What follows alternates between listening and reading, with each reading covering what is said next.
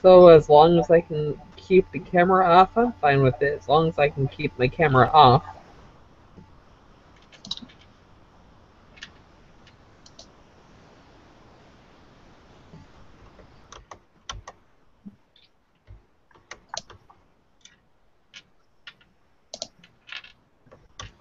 Alright, so I'm going to say that everyone needs to introduce themselves. If you have a channel, you can go ahead and plug that. And then we'll come around again. Keep the camera off. I'm fine with it. As long as I can keep the camera off. You can keep your camera off.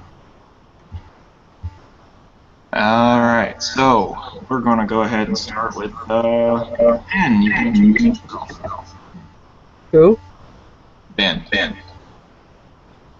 Alright, So I'm going to say that ever. yeah. Silence. Hearing the echo. Hearing myself in stereo. I had the YouTube channel pulled up as well.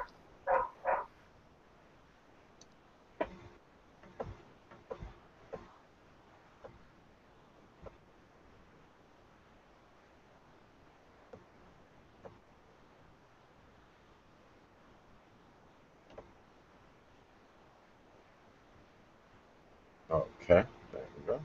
And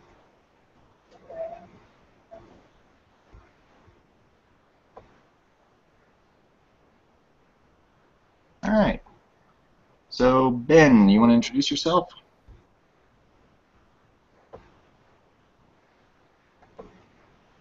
No, not Ben. Dan.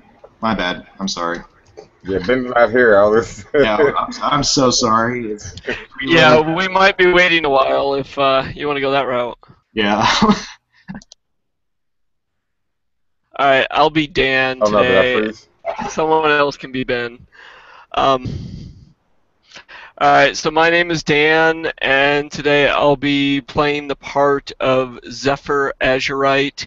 He's a Air Genasi sorcerer of the Silver Dragon bloodline, and he comes from a tribe or clan of Air Genasi that live up in the mountains, which is the Azure tribe. Alright. Ethereal, would you like to introduce yourself? Most certainly. Greetings and salutations once again, internet friends. My name is Ethereal. Today I have the esteemed pleasure of playing Nala, a Goliath slash Firbolg witch doctor of the Anunnaki tribe who happens to be a druidess. Let's see. I don't per se have a channel myself, but I always recommend everybody go and check out my good buddy Chris Wilhelm at Drop Dice. He's excellent for any kind of gaming needs you might have. Okay. And Eilina. That is how it's pronounced. I am Eilina Celine Young. I'm currently playing the part of Rin, a Eladrin arcane trickster rogue and harrower from the Troop of Sehanine. Essentially a wandering performer of sorts who specializes in cards. As in I do card tricks, divinations, stuff like that. Alright.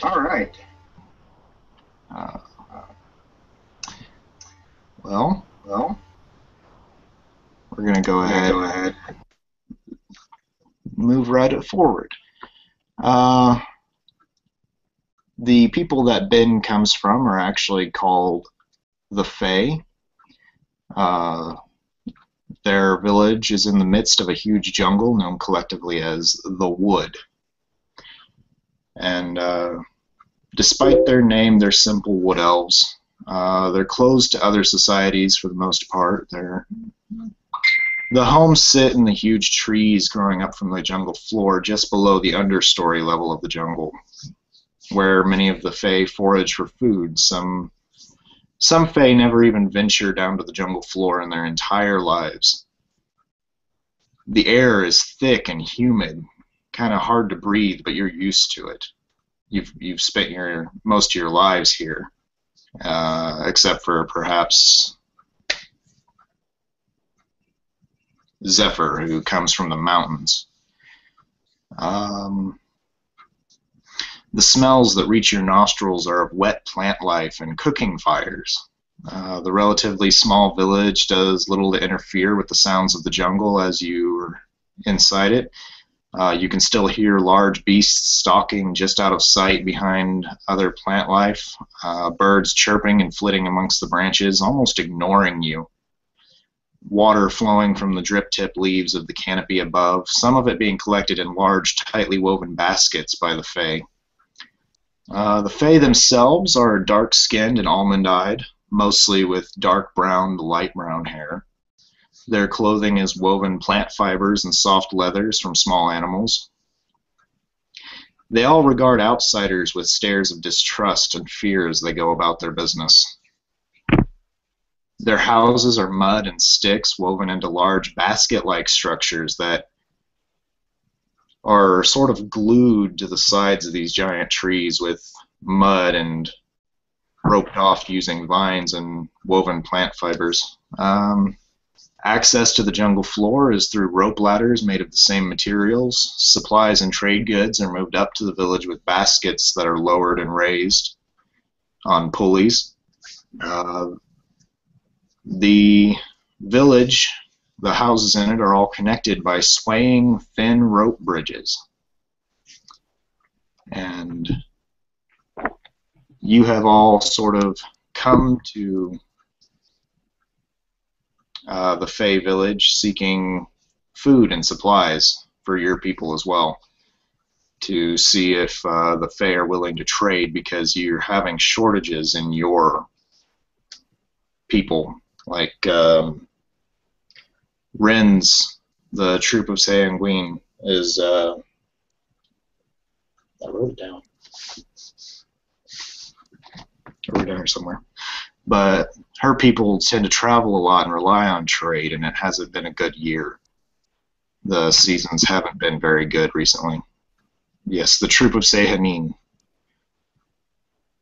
And Ben, your people, you rely on probably the birds and foraging down the mountainside, roots and that sort of thing.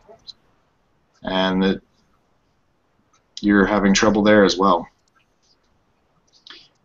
And then Nala, your tribe lives off of hunter-gathering, large hunting, but your tribe's expanded so much in the last few years that you probably need more hunting grounds, and so you've come here requesting expansion into the Fae territory. Your husband has asked you to come here. Ben's character name. That is a good question. Ben, what I need from you is your passive perception, your armor class, and your character's name. Give me one. Leather armor. My passive perception is just wisdom, right? It's wisdom plus your plus 10, and if you're proficient in the perception skill, then you also add your proficiency bonus. Okay, so I get my wisdom proficiency bonus plus 10, so I'd have a passive 15. 15. And I'm sorry, I missed your armor class when you were talking. What was it? 16. Okay. And my character's name is Anais. Anais. Yep.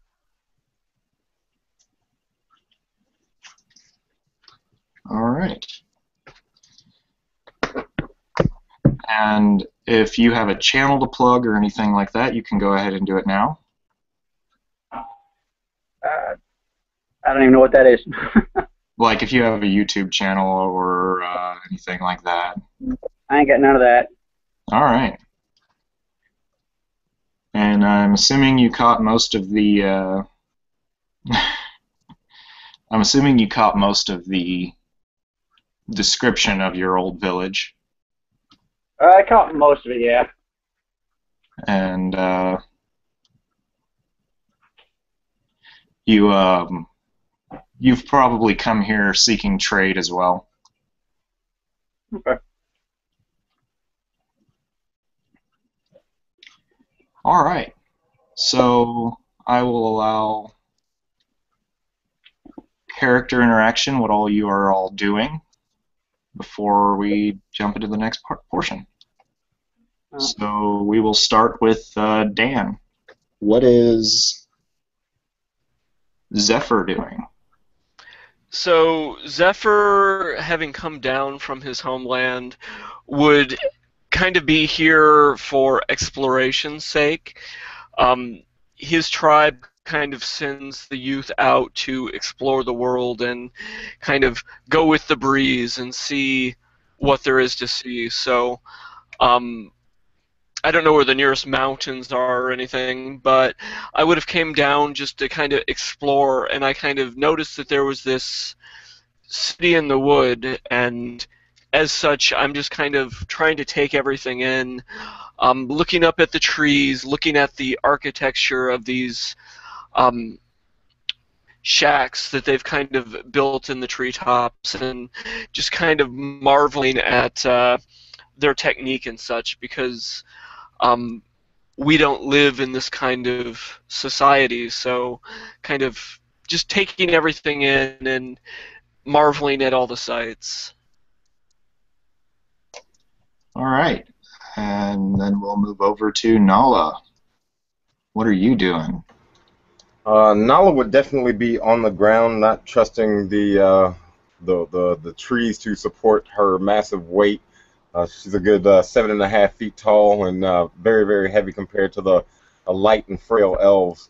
But she'd definitely be talking with the elves, getting in conversations about the forest, how to coexist with it, and the best places to hunt, and negotiating trade agreements. Basically, where they're saying that her tribe, the Anunnaki, need more land to actually hunt, and basically trying to figure out how the elves have managed to coexist with the forest and try and convince her tribe, find ways to convince her tribe to be more one with nature. All right. And Eilena, what are you doing?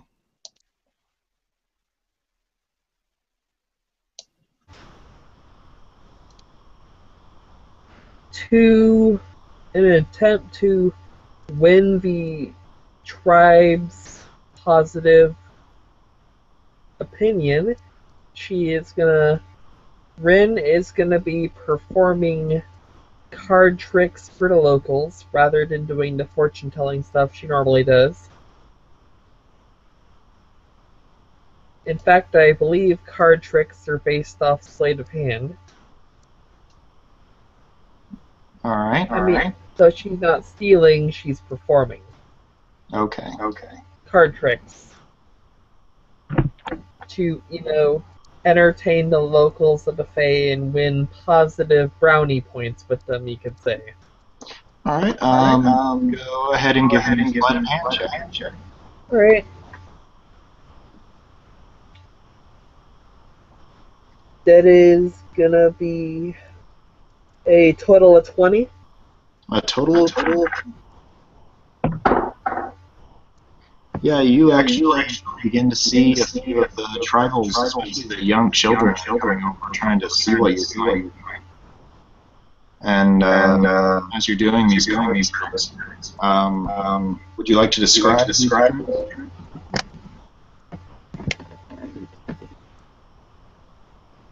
Basically, like, for example, pick a card, don't show it to me, put it back without showing me. I will shuffle first draw. If it's the one you picked, guess it correctly kind of thing. Okay.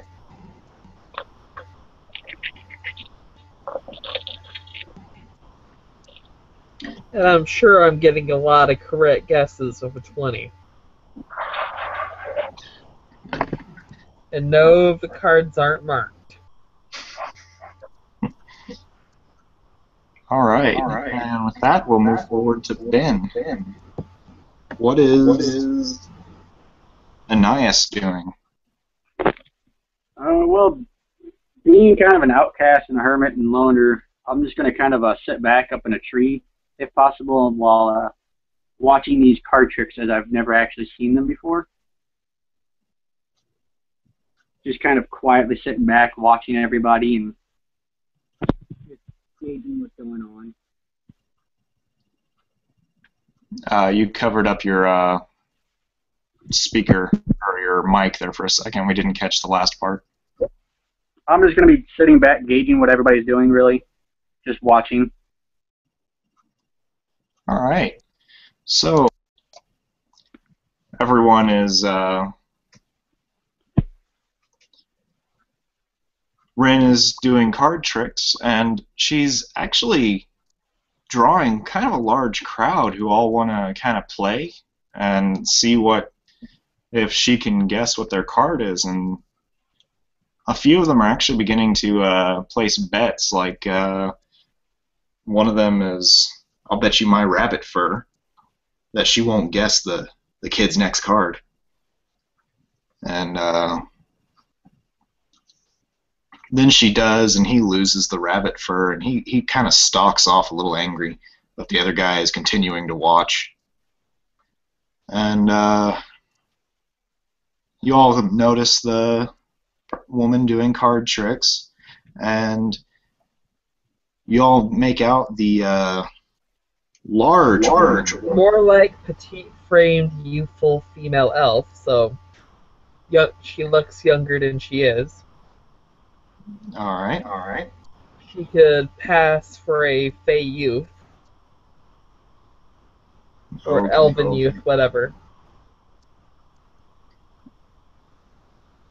And notice the large woman with flowing red hair down on the forest floor talking to one of the tribe's elders. Something about trading rights and land. And y'all kind of see another guy who's walking along. He's actually walking along a few of the rope bridges like he's completely comfortable with the heights. And he seems to stop and just survey these woven houses every once in a while.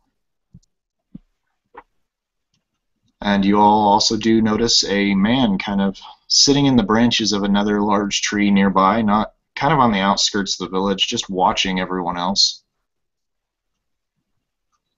Is there anything you all would like to do?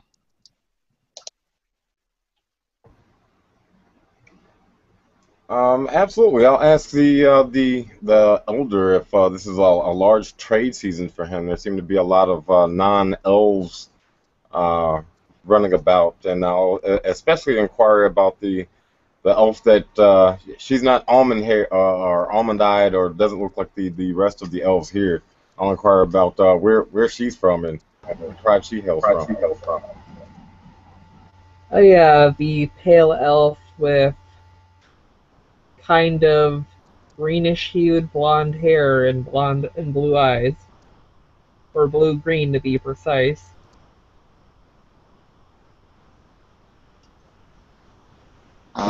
Yeah.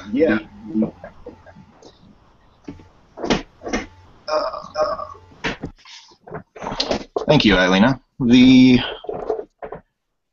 elder is sitting there talking to you, and he tells you, yeah, the gypsies come through here now and again, wanting some trade. But we've had some requests from some other nearby tribes due to food shortages. It seems there's just too many people around, and the wildlife is getting more dangerous as the years go by.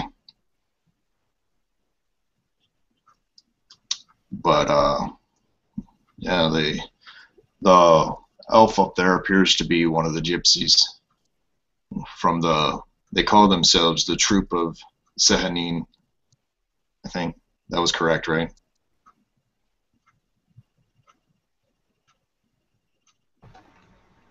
Yep, Sehanin, Troop of Sehanin.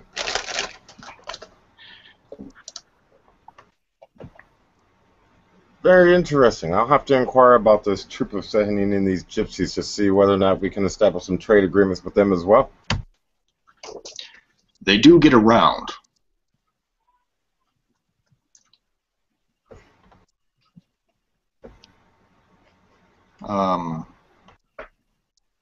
Ananias, as you're sitting in the tree, one of the Fey hunters comes up to you and he goes, one of the elders would like to speak with you about the supplies you needed if you go to the main house. I shall head there as requested. Okay. I'll just head straight over there right away. All right.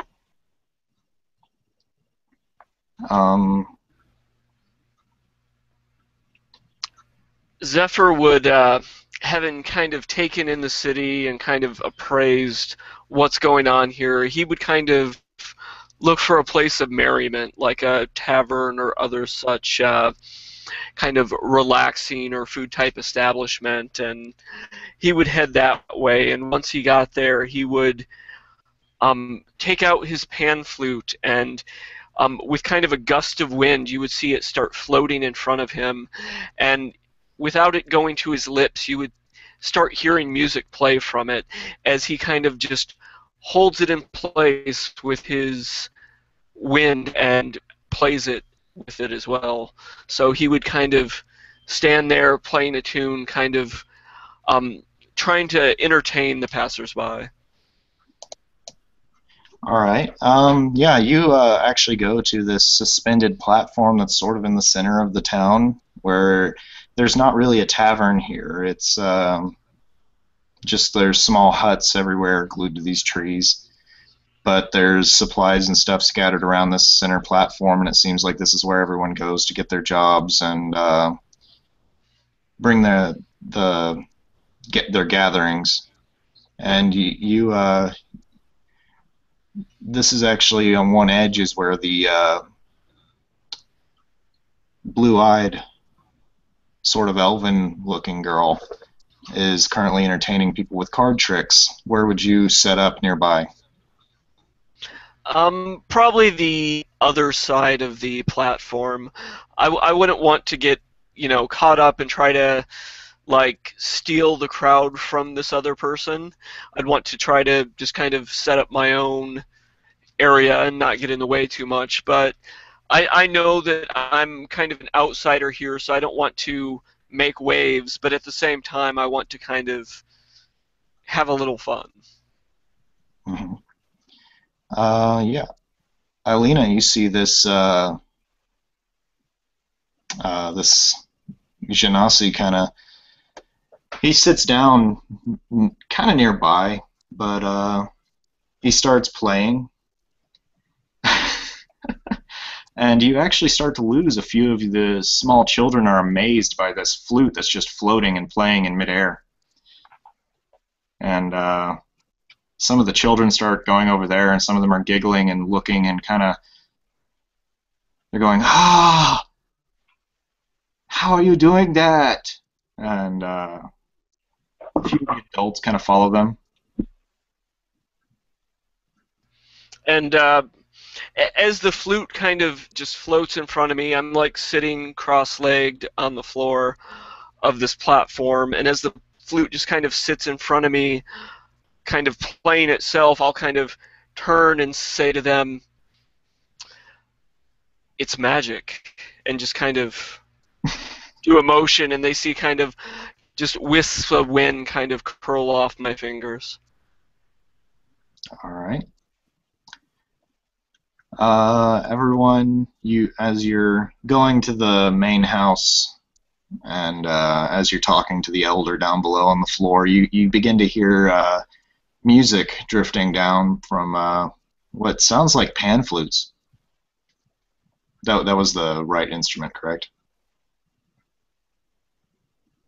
Yep, perfect. Okay. Yeah, you hear this these pan flutes, just their notes are drifting down to you and over to you, and you hear kind of gasps, and you're kind of surprised. The citizens didn't seem to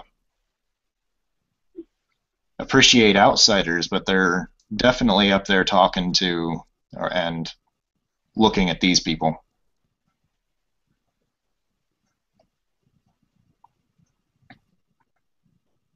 Eilina, as you're doing your card tricks, you actually you feel a hand on your shoulder, and it's the elder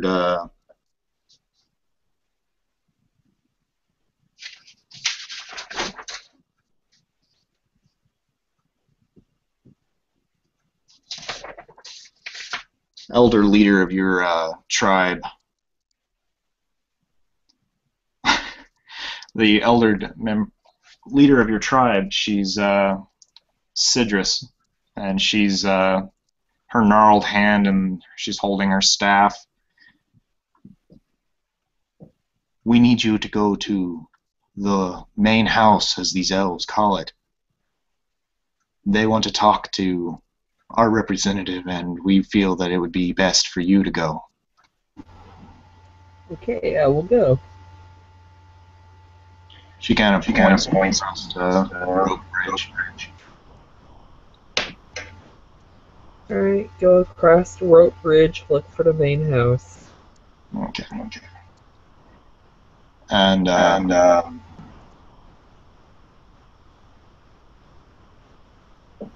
Zephyr, as you're playing, one of the hunters walks up to you, and he's kind of like,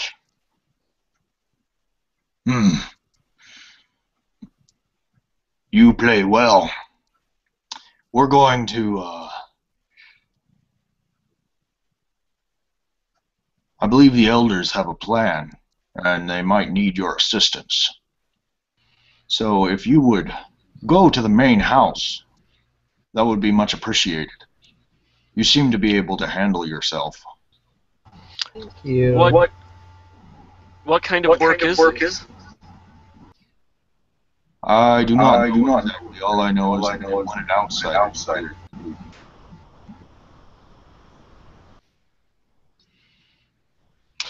I will listen to their request. I will listen to the request. And Zephyr will stand up and he will ask where these elders reside.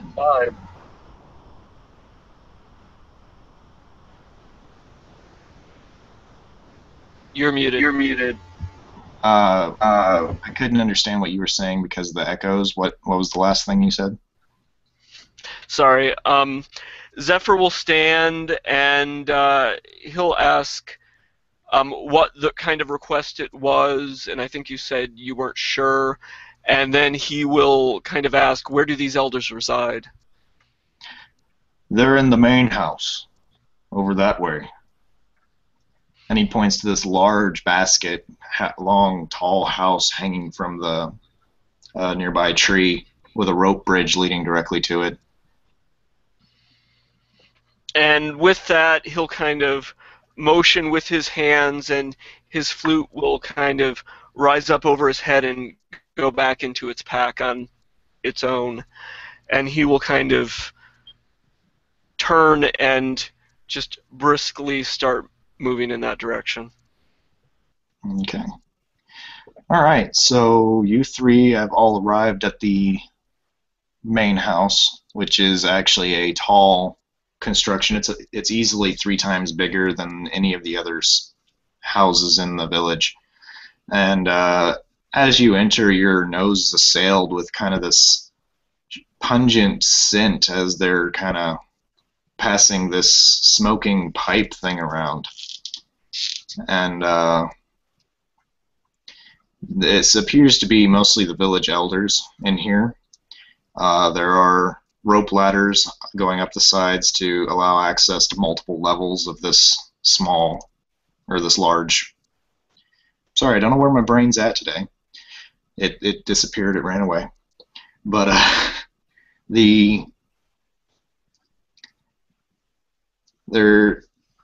you see 5 elders sitting on this level that you walked in on, and there are children and other older people on the other levels. It seems like this might be a area where a lot of the villagers come whenever they don't have anything else to do or they can't do anything else. And as you enter, all these old gnarled wood elves turn, and a few of them look at you with kind of these blank, kind of blindish eyes. Oh, yes, it's the outsiders. As he passes the pipe to another one. As we have understood it, many of you need stuff, need things and food supplies from our tribe, from the Fae. The wood is not giving you what you need. But you have very little to trade.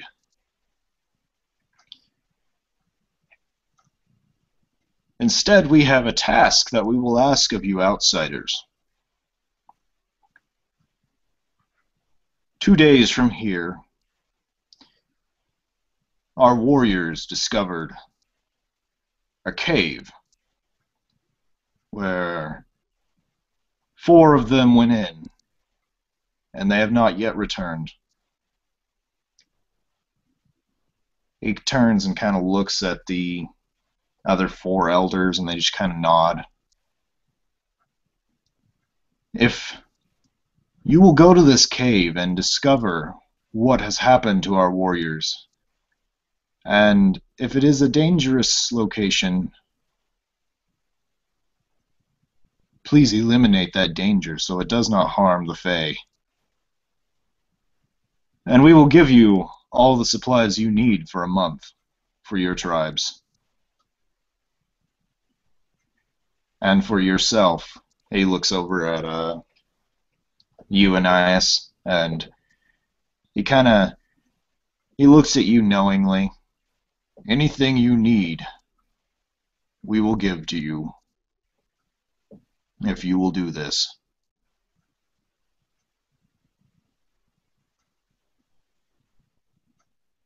My character would racially accept in whatever their typical acceptance is and all that.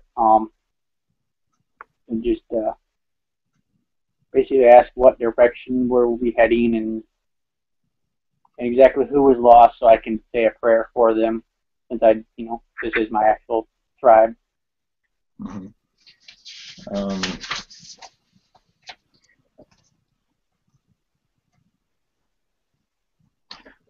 Alarcion, Alethar, Veus, and Tavior are the warriors we lost. Their families mourn for them now. But perhaps you will find them alive. There is always hope.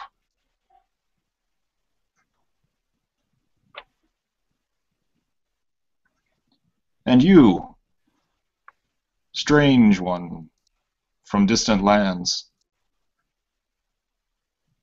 I do not know what you seek. He's looking at you, Zephyr. And as you sneeze, he'll say, "Thank you," as opposed to bless you. He'll consider it a blessing, you just giving your breath, this wind, to the room. Nice. And you'll also see he's kind of using, or I'm using for RP purposes, my gust cantrip to kind of keep the air clear around me of this smoke that they've been taking in, because he doesn't care for the lack of purity of the air in this room. He'll say, "While I'm concerned about supplies, the treachery that is happening within this earth surely is a concern to me. The earth is always playing these games and causing issues for travelers. I'll do what I can to remedy this. Thank you. Thank you, stranger. And Eilena, how do you act, or how does Ren react to all this?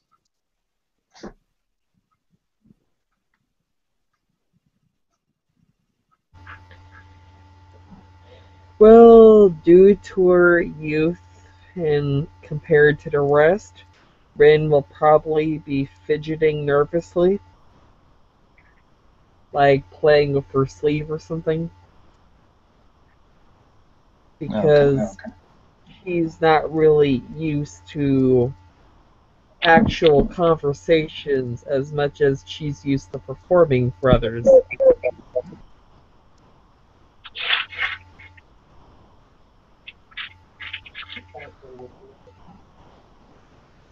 But I'm still focused on the thing, it just doing, you could say, nervous fidgeting while listening. Okay. And how does she reply when he turns to look at her?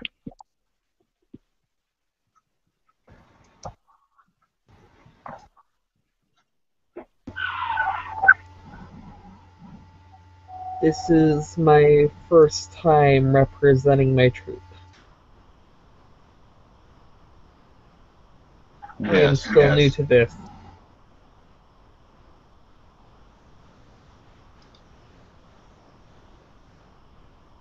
Well, we will need your assistance in this.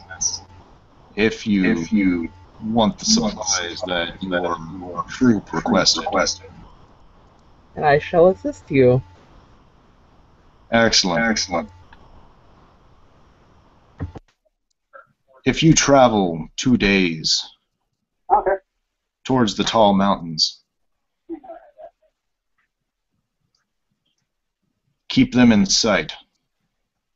Through the canopies, of course. The wood blocks much vision, but you can always see the tall mountains. And my warriors reported that this cave is unmissable. Please set out as soon as you can. And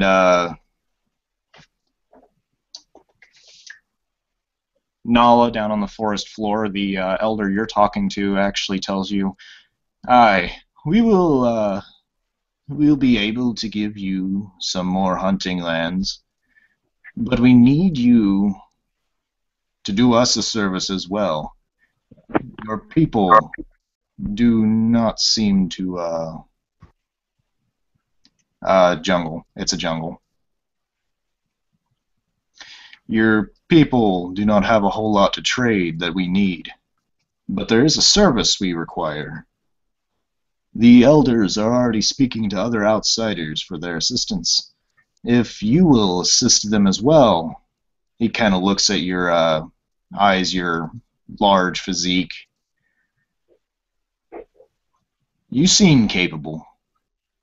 We will give you the lands you seek."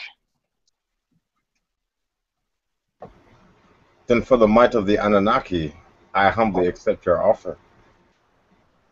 The Fae thank you, outsider.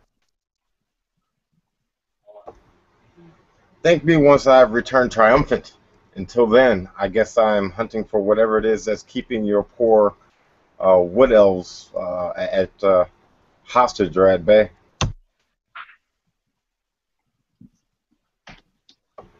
So who's leading us to these caves, or shall we track them down ourselves? You will be tracking them down yourselves. And he points towards the mountains in the distance that you can kind of see a little bit through the trees, but not very well. And he says, "If you travel that way to the tall peaks, our warriors said that the cave is unmissable. It is 2 days' walk.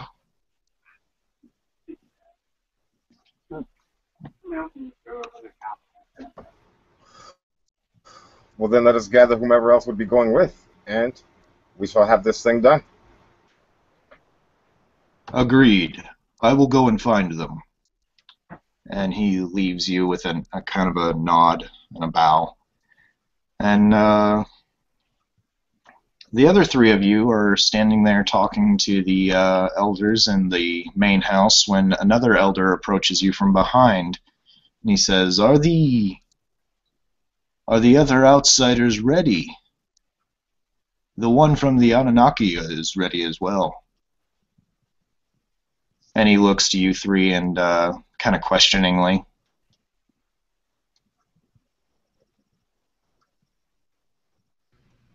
Having not even sat down, Zephyr would turn and say, I am ready at a moment's notice.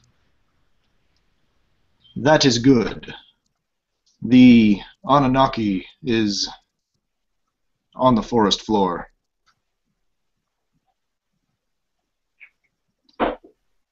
And the other two, are you ready as well? My character looks at him and says, I am always ready to assist in the tribe's needs. Excellent. Excellent. Good, Ananias. You may follow the strange outsider down to meet the Anunnaki.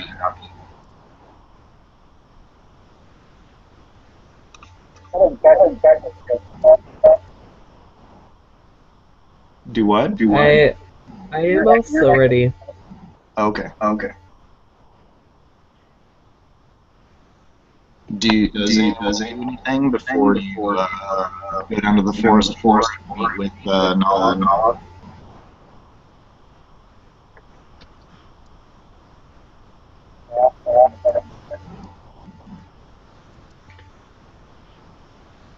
Probably ask around if they have any rope or anything we can borrow for the cave. In case we have to climb down or anything.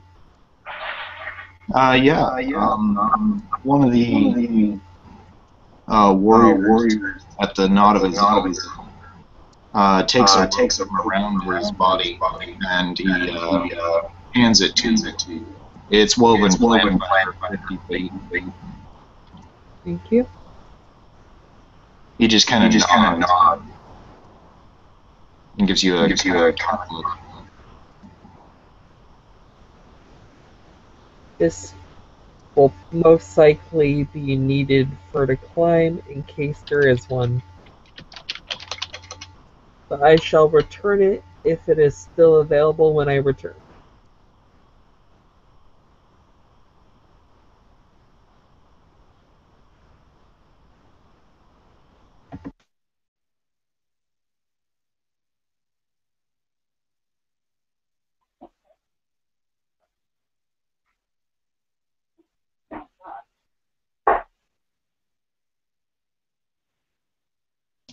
Alright, so you all go down to the forest floor where you see this large woman with red hair.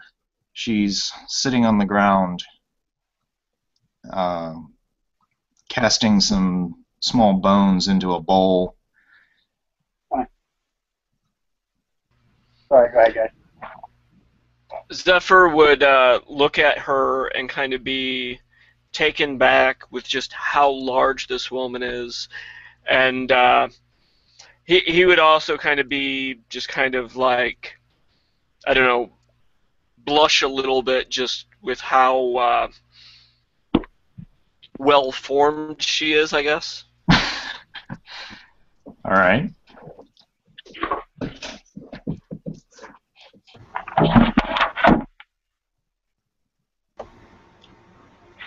On this point, Nala would look up at those who had actually come down and kind of give them a once-over. Of course, he's wearing very little besides a loincloth, so there's a whole lot of women to look at. But she eyeballs them Have any of you ever traveled in the jungle besides coming here before? I look at him and or her like I travel the woods and the lands at all times. I have traveled the entire continent. Not all at once, though. And I'll say that despite being shaken by the much larger female due to being the smallest and most youthful one here.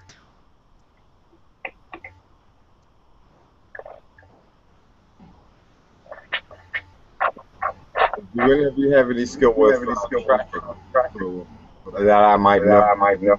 It's separated. That you'll be able to find food.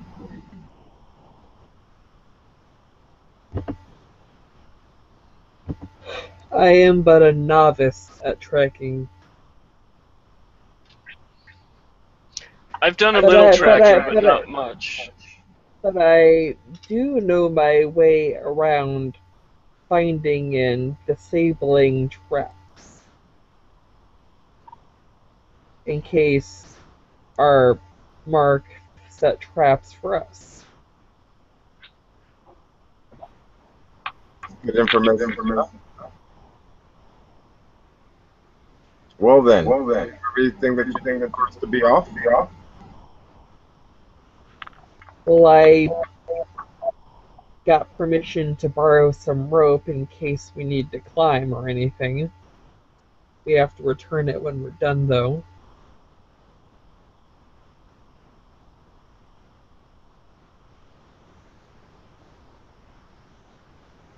All right. Well then, if everyone has food and water, we can leave as soon as we're ready. I can start changing. And don't be afraid. I tend to get rather. I guess it's animalistic when I start chatting.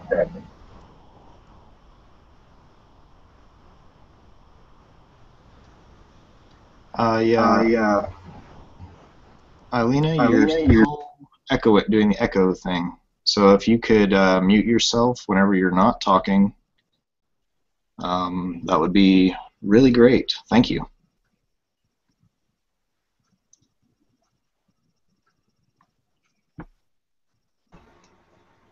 So if everyone has provisions, we can leave. And don't be afraid. I promise I won't bite.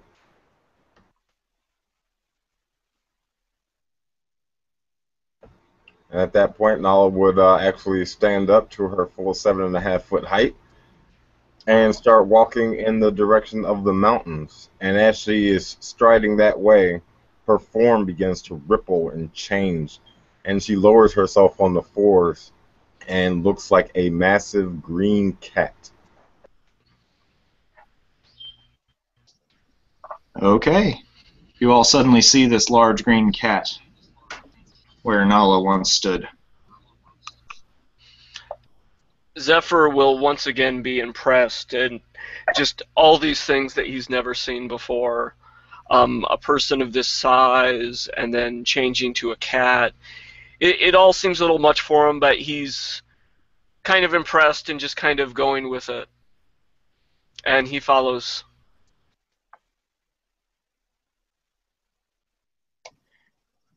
All right.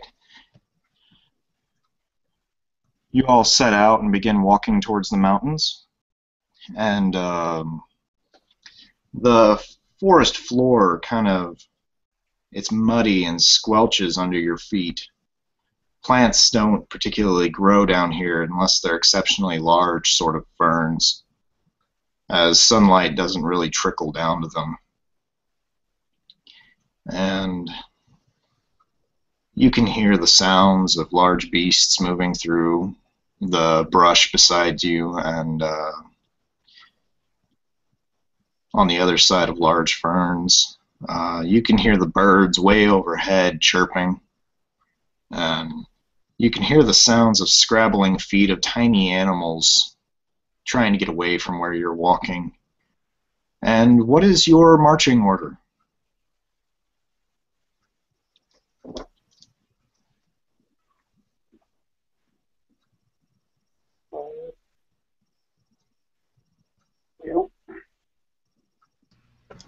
I would say that Nala would be at the lead, actually doing the uh, tracking, but I don't know whom else is in what order. Zephyr would fall in line wherever there's room. He's not adapt to the jungle, so he would just basically go wherever he's needed. And Ben, I couldn't understand you when you said something earlier. Which point? Just a few seconds ago. I don't think I actually said anything. Oh, well, it looked like you did, but okay. Oh, a burger. I mean, kind of dinner at the same time while playing. But my character is going to mention that I do know the general layout of all the lands here and the area, and if you'd like, I can probably get us to the mountains maybe quicker. Otherwise, I can take anywhere as I am skilled in both melee and ranged combat. Okay. And Rin is right behind Nala. So, and that would mean that Zephyr or Anais is either in the rear. So which one of you wants to be in the rear? I'll go ahead and take the rear. Okay. All right. Nala, go ahead and give me a survival check with advantage.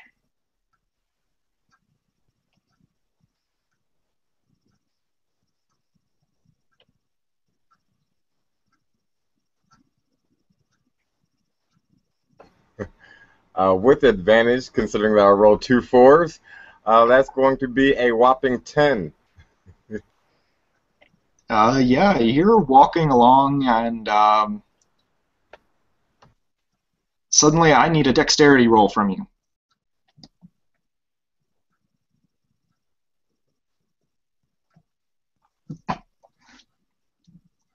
And that would be like a 5. Okay.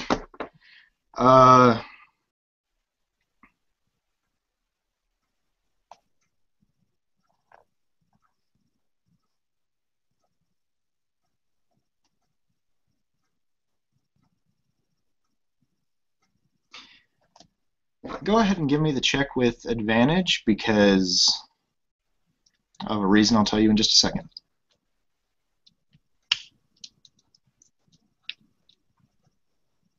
Dice Stream hates me. 6. Despite Ren yelling out behind you of the presence of this hidden pit trap, you still fall in and you drop about 15 feet, taking 5 points of bludgeoning damage as you fall into this pit.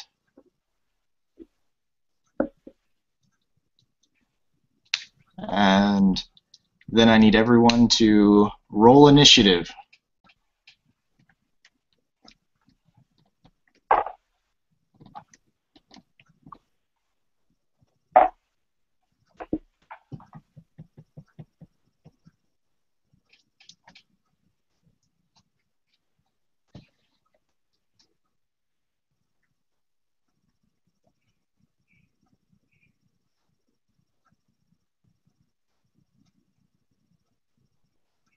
And Ben, what was Ananias's? I rolled a 14. 14? Yep. Okay.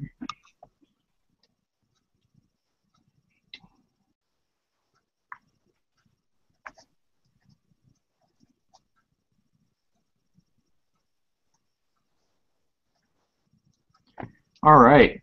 So, Eilina, Ren sees all of this happen. Suddenly, the green cat in front of her, the giant cat, I can't remember if it is it green? No. Either way, it suddenly disappears into a green cat. I like where you got that picture from, by the way.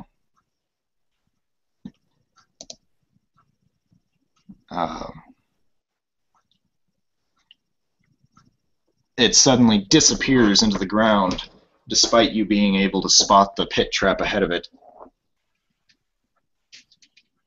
And you go first. What would you like to do?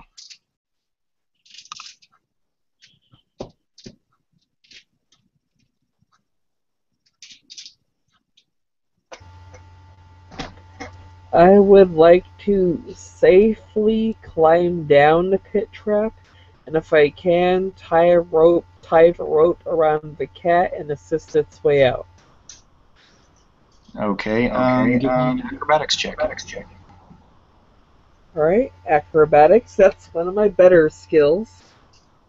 Acrobatics is 16. 16 is plenty to climb down there. And climbing at half speed?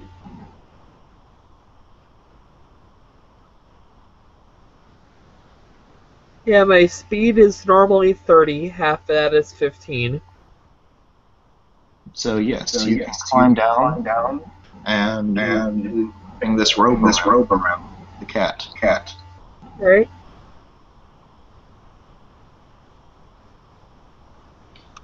And if you yourself will move on to the next initiative. Thank you. Ethereal, it is now Nala's turn.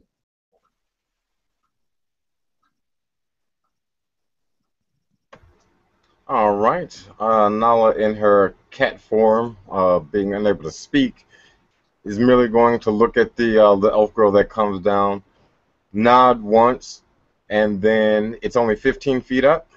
Yeah. Well, I'll just jump out then. What is your jump distance? Is what, 20 feet? When I'm a cat, yeah. Oh wow. Okay. Yeah. Ren, you climbed down there and began looping this rope around the Nala cat, and she turns and nods at you, and then just jumps out of the pit. It is now. Did you want to do anything else? Is there anyone visible or anything like that? I'm looking around to, I guess, see. Give me a perception check. Are there scents around? Yeah, it'll be with advantage because you can smell. All right, Dice Stream, be nice. Be very, very nice. All right. That's going to be a 21. Yeah, you can smell the scents of at least 4 Eladrine coming up on your position. All 4 of them from different directions, converging on the pit. All right. We'll let out a roar and look to the one that is actually closest coming up from the rear. All right. Yeah,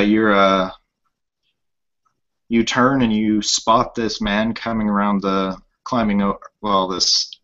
Eladrine, so elf sort of thing, climbing over the roots of this giant tree, coming up behind your group.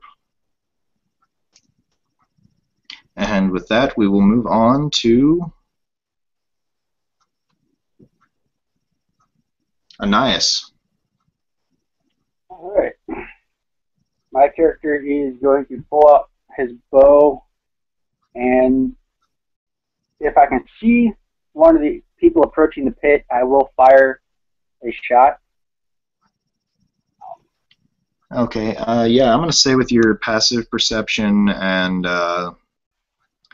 the growling warning from Nala, you can spot at least one of them. Alright. And I'm going to do a called shot for the leg. I don't know what the negatives on that are, if there are. Okay. Yeah, give me an attack roll. I rolled an 18 on the dice, so it gives me a 25 to hit. A 25. Well, you're going to hit him. Right. Give me damage.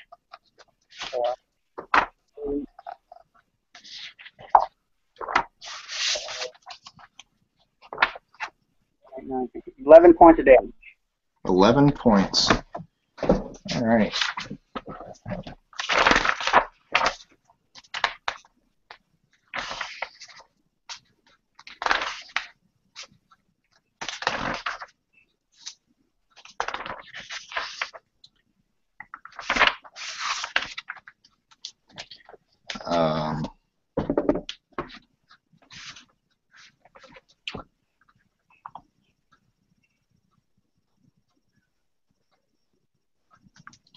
He lets out a scream as the arrow embeds itself in his leg. And you now, everyone definitely knows there is something up here. And Rin, once you get up top, you will know something. It is now Zephyr's turn. So he'll look around and he'll see the elf at least that was just shot, if nothing else. And he'll be kind of confused at the situation. He's not unintelligent, but to him, elves are kind of elves. So, you know, he won't know the difference between these being good elves or bad elves, and he'll wonder, okay, why are we fighting? Why are these people attacking us? So he'll kind of turn and ready his weapons and just take the dodge action, and he'll kind of call to his allies and go, why are these people attacking us? Aren't these the people who sent us out here?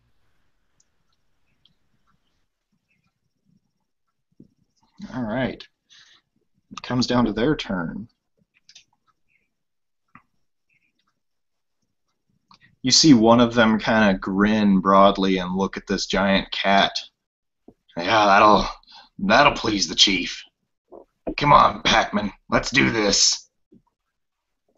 And he comes charging at Nala with his mace drawn, this big club with some shards of rock and obsidian sort of embedded in it.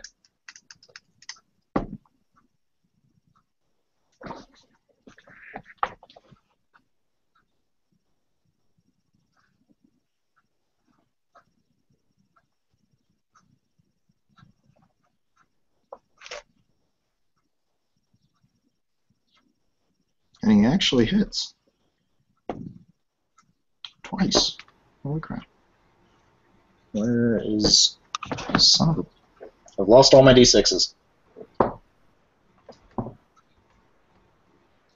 You take 6 points of bludgeoning damage as this bandit, this thug, just runs up and he's trying to clobber you in the head to knock you out, but you're kind of dodging and it misses and embeds itself in your shoulder, and then he wrenches it back out.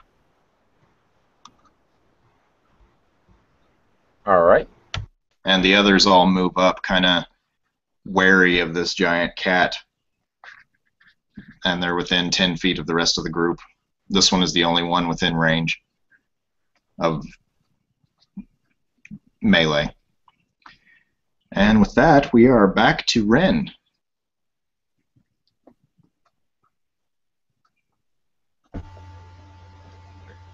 So, being that that guy obviously attacked and he obviously means harm, I can draw my basically sword thing, my rapier made of bronze or whatever, move up and attack him, right? You're still at the bottom of the pit. I thought I had the rope tied to the cat. Wouldn't I come with the cat as he jumped? Because I'm holding the rope. One hand? I'm going to say no. But the rope is attached to the cat, so you can probably climb up out of the pit. I climb up out of the pit. Alright, acrobatics with advantage. Alright. That is going to be a total of 20. Yeah, you climb up perfectly fine. There's no problems. Nala, you feel kind of heavy tugging pulling you back towards the pit. And that was your move. You'll have your regular action. So I can draw my bronze rapier and attack the guy, right? Or is that two separate things? The way I understand it, drawing the weapon is like a swift from 3.5. Oh yeah. So you can draw and attack. Alright, draw and attack. That is going to be a 16 to hit. Bandit guy. Does a 16 hit the bandit? It does. Alright. He is going to take 11 piercing damage. 11 piercing.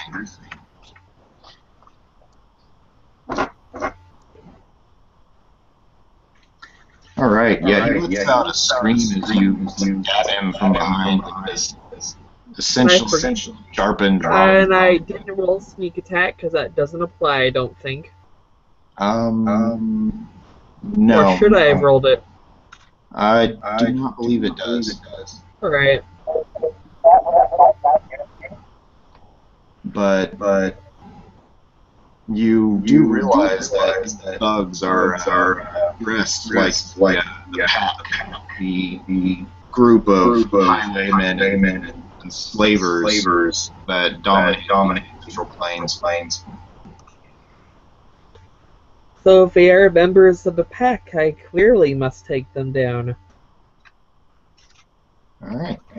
And that will move on to Nala. Alright, massive.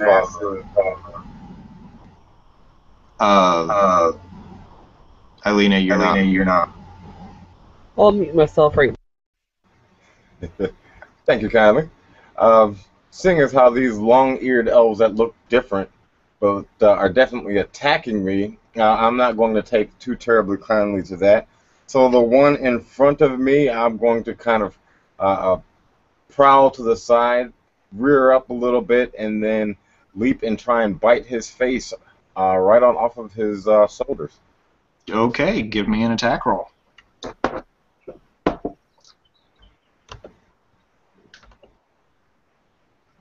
Up, the D12 was a residual. That's going to be AC 18. Yeah, you hit. All right. For the bite, he takes a D10 plus 3. So 7 points of piercing damage. All right.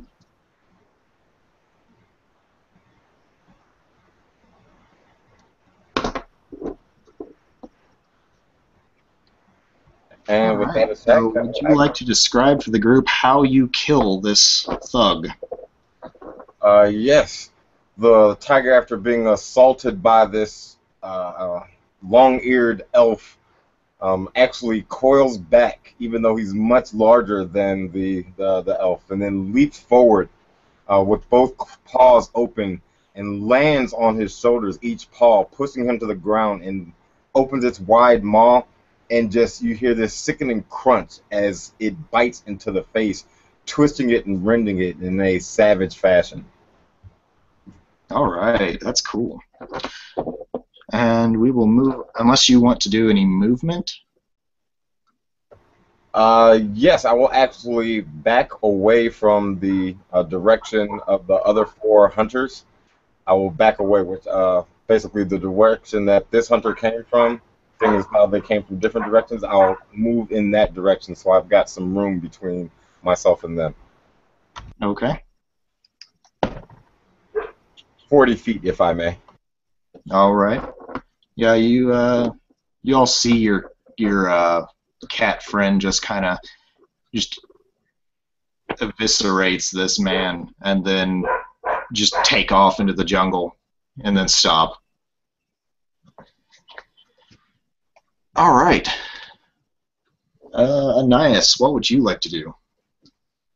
Just a quick thing, I believe the rogue did actually get sneak attack. Just a thing, it says if so you don't need advantage if another enemy of the target is within 5 feet.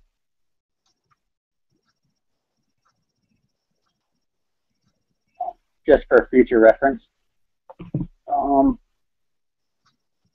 However, I'm going to knock another arrow and shoot the same guy that I shot in the leg. Go for it. Attempt to shoot him in the throat this time. Okay. So let's see what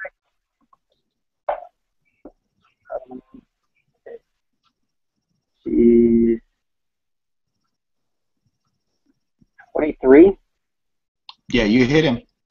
Sure. Go ahead and give you damage. 6, 7, 8, 9, 10. Another 11 points. Another 11 points. So yeah, that thug actually drops.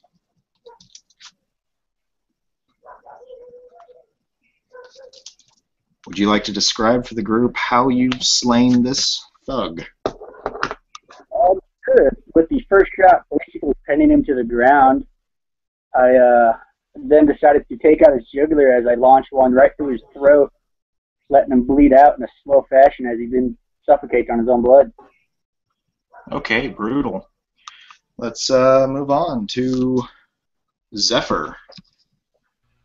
Alright, so where are the 2 remaining elves?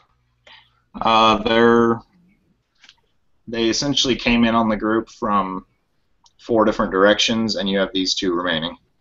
You got these 2, and now there's these 2.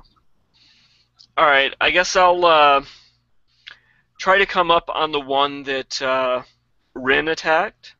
Okay.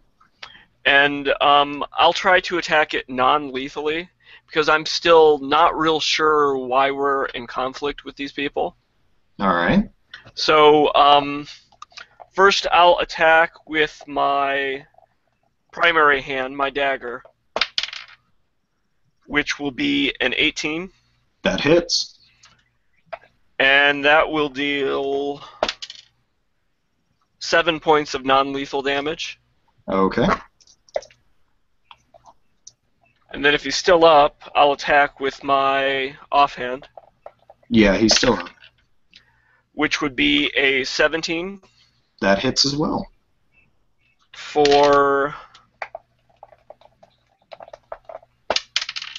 6 points of non-lethal damage. 6 points. All right. Yeah, you go up to this guy and start dealing non-lethal with your daggers, basically smacking him with them. A dagger, and then my offhand was a scimitar. Okay. Yeah, you take your scimitar and your dagger, and you're essentially punching him with the pommels, I think. Maybe you're hitting him with the flat of the blade of the scimitar, I don't know. Or the butt, or whatever. I'm just kind of trying to knock him out so we can figure out what's going on here. All right, and it is now their turn. Let's see if... No, these things they're stupid. All right, yeah, that one is going to try and swing at you with his rudimentary mace. The unconscious one? He's not unconscious yet. Oh, I thought I had... Never mind. Not quite.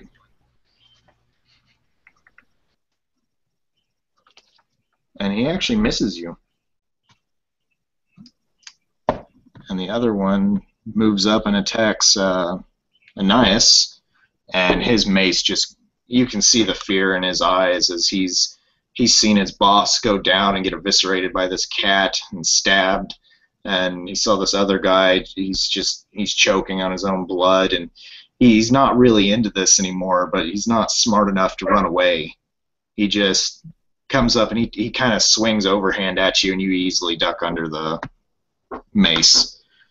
All right, we're back to Rin.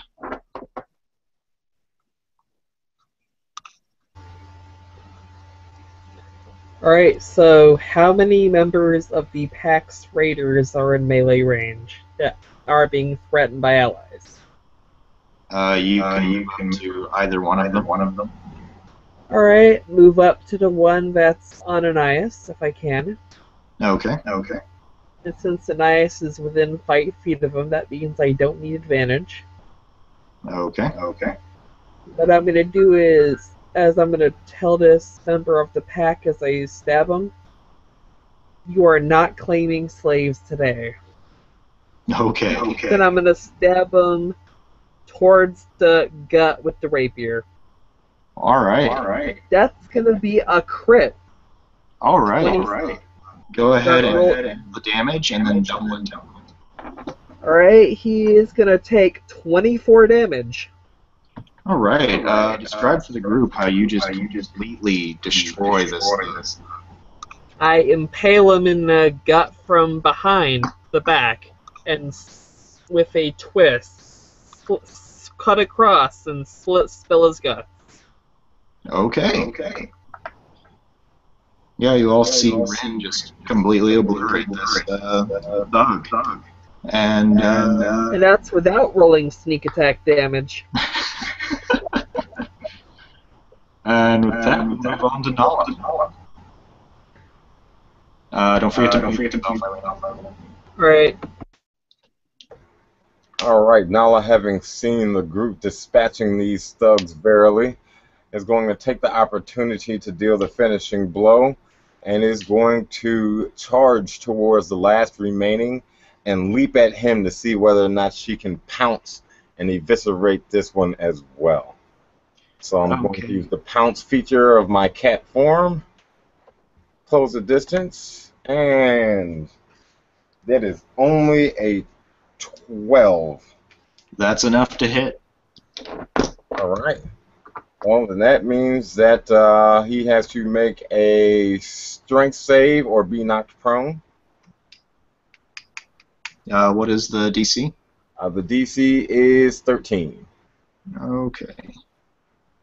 They're actually reasonably decent at this. So. But my dice doesn't want to stop rolling. He succeeds. Okay, if he succeeds, he only takes claw damage. So that's a D8 plus 3. 10 points of damage from a claw raking him across his chest. Okay. All right. If he's taken if half of his damage is non-lethal, and then the damage that puts him over his hit points is lethal, does that kill him or does it knock him out? It only matters the last hit. Okay. Then yeah, he dies as well.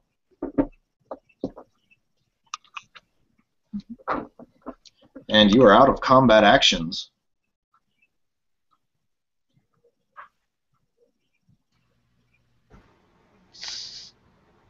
So I'm going to turn to the group and say, I thought the elves hired us. Why are they attacking us? Why are we killing them? Those are a different group of elves. Those elves that attacked us are a member of an alternative tribe called the Pack. They are separate from the Fae.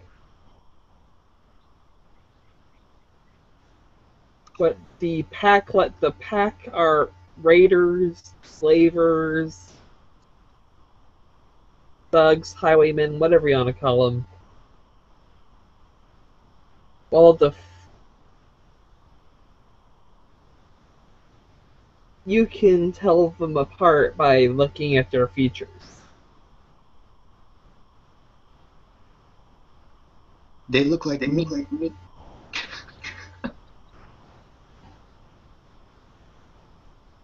Only ugly. Alright. Does anyone else? I'll kind of scratch my head and say, well, they look a lot like you, Ren, but... Huh.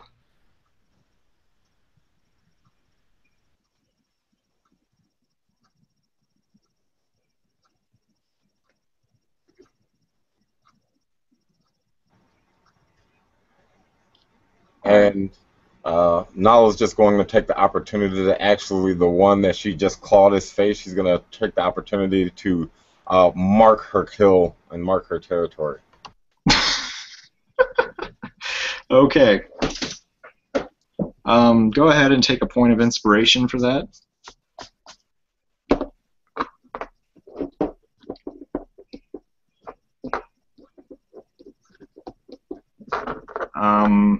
Anais, would you like to do anything? My partner is just going to check the the bandits that we just killed, see if they have anything useful that we could possibly scavenge? Yeah, they all four had a mace, if anyone would want a mace. And they were all carrying about 3 furs worth of silver, so 12 silver worth of furs. So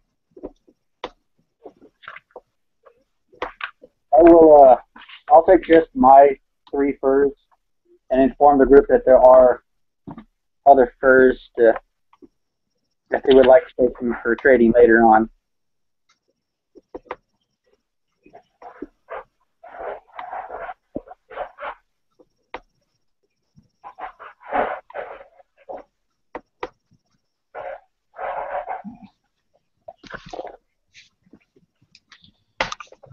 and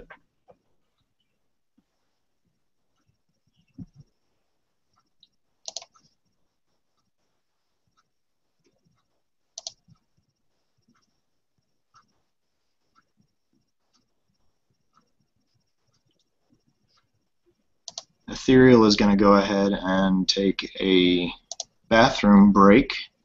So I guess this would be a good time for everyone to take a break if you need one. And we'll be back here in 2 or 3 minutes.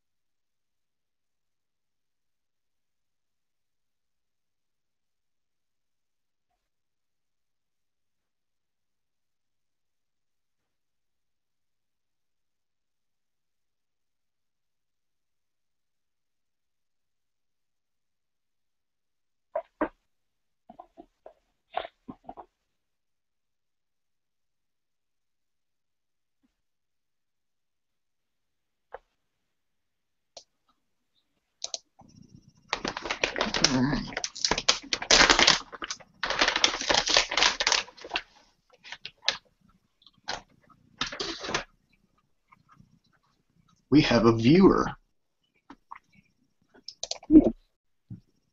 Interesting.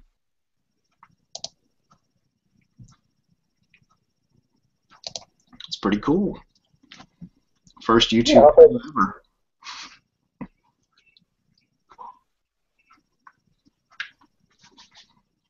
Well, what do you think so far? I mean, I get to try something new. I mean, this is only the second time I played 5E, so. Mm-hmm. And since we're trying the whole dual wielding hand crossbows thing here in a little bit, yeah. So, Well, I think this is also like the second time I've ever played a ranger as well, so a little something new.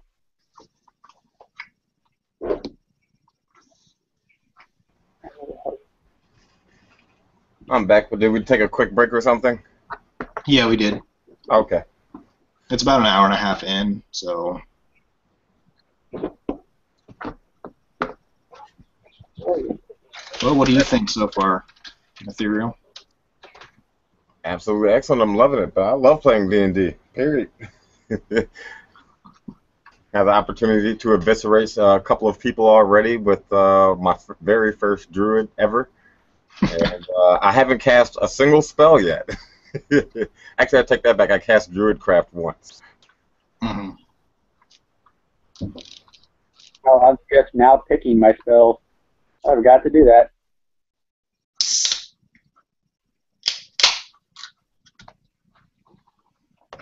Very important for the flavor of the character. How far along had we actually traveled before we encountered these slavers or trappers or hunters?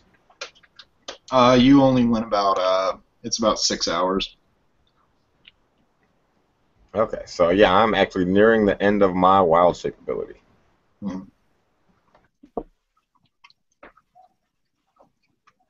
I just imagine when you get to level 20, if you make it that far. Wild shape for an unlimited amount of time.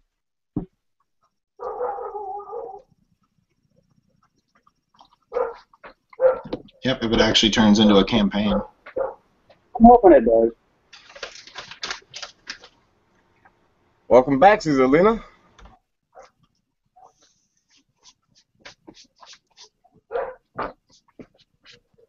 And Eileen, what do you think so far?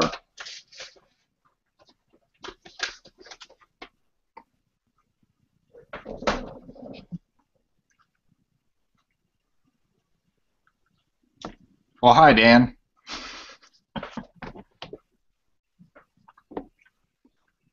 All right.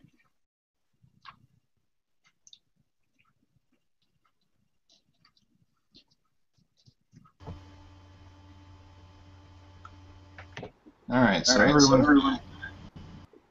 does anyone want to do anything else here, or would you just continue on? Nala would probably at this point turn back into her humanoid form and kind of kick one of the corpses. And actually, since there's already a conveniently dug mass grave here, roll the bodies on it. All right. Yeah, that doesn't take you very long. Does anyone else want to do anything?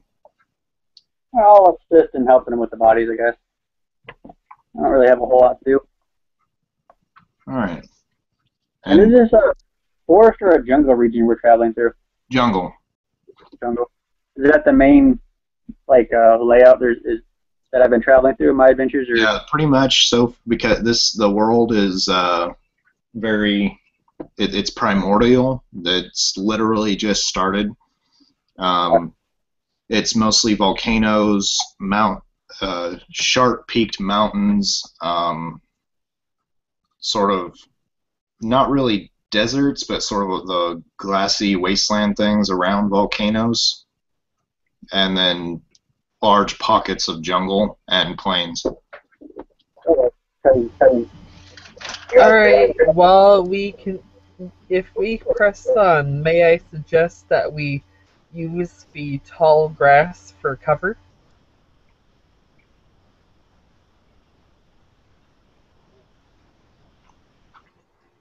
Well, I thought we were still at the moment. But by all means, we can definitely move more stealth. Yeah.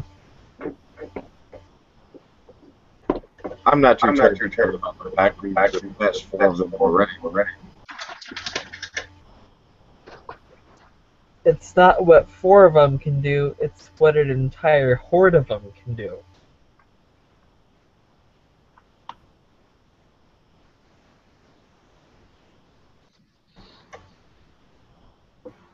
Let's hope we don't come across too many of them. We can definitely move more stealthily. I can even that. And then Yeah, let's move more stealthily. I trust your opinion.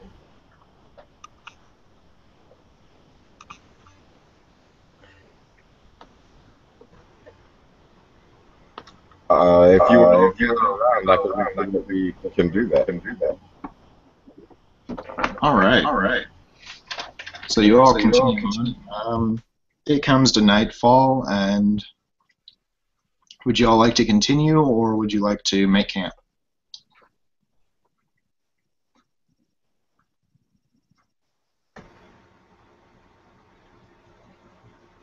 Nala has no problem with traveling through the dark, and she's all for keeping on.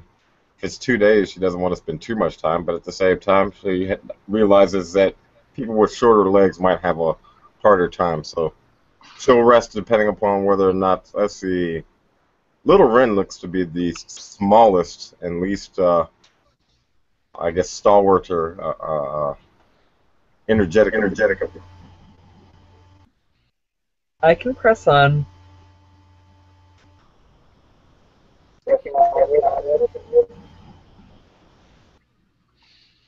This is your lands. I'll trust whether or not you think we should stay or continue on.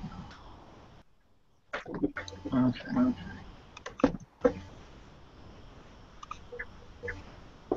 Well then, I say.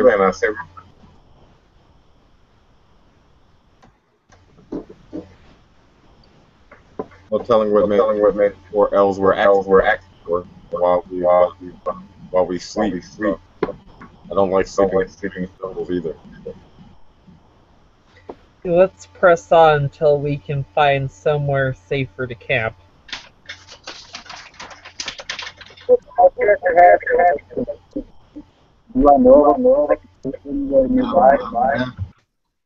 Thank you. Do what, Ben? Since I do have the Wanderer feature from the Outlander and know of all the typical layout of the terrain and land and everything, do I know of a good place? Yeah. You know where you're going. You don't. No one's ever gone down in the cave here recently. But you know how to get there. Okay. I'm just gonna mention we can go to the cave if we'd all like to go there now, or if you'd like to find somewhere else to camp.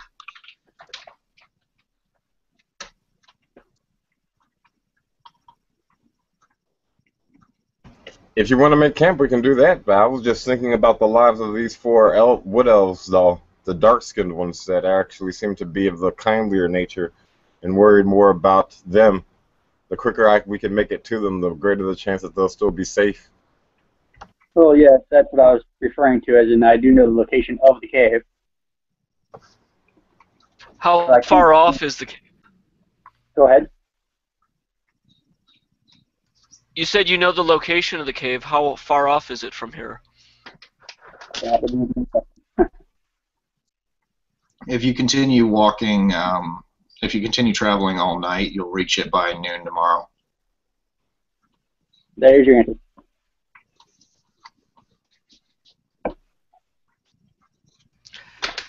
Perhaps we should take at least a short rest then. If we travel all through the night with no rest, by the time we reach the cave, we might not be in the ship to do any rescuing. I can agree to a short one. I can agree to that as well. All right, so you all are sitting down, taking a short rest, and as the night comes alive, some of the larger jungle creatures start coming out and beginning their hunting, and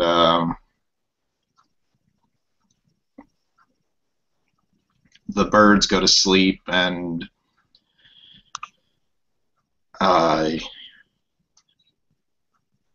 And since I can trance during a short rest, I can keep watch while trancing. Because it says while trancing that you're specifically aware while you do it. Well, this terrain is also my favorite terrain, so no matter what we were doing, We are always alert to danger. All right. Yeah, you actually hear nearby you hear a large crashing sound, and this jungle cat looks like it was leaping from one tree to another, trying to grab a bird from its nest, and then you hear some scrabbling, and then this loud thump as it impacts the ground nearby, and it stands up shaking its head, and it looks at you, and then it's like it kind of sees Nala and sniffs, and then it's like, no, I'm not doing this, and it just turns and runs back into the jungle.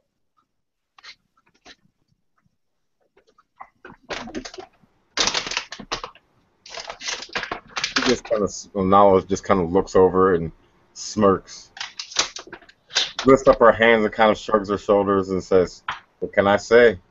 Malak loves me." My character for that one. All right, your rest is completed, and you travel on through the night. Nothing else happens.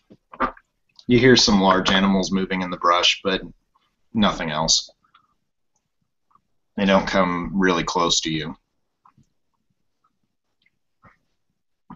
And in the morning, you continue on. Indeed. I say, I'll put forth to the party while I'm traveling in my humanoid form that, since you know the location of the cave, why don't you let us know when we're, say, an hour or so away, and that way we can take a rest and recuperate there as well before heading on inside, just to make sure that we're fully rested, even though we've been traveling through the whole night. I can do so. Yeah, you reach the hour marker there, and Nala, are you going to spend any of the hit dice to regain hit points, or? Actually, because I was in my cat form when I took all that damage, it comes back as soon as I revert forms. Oh, okay. None of it rolled over. They didn't do more than 37. They only did 11. Okay. So everyone is perfectly fine. All right.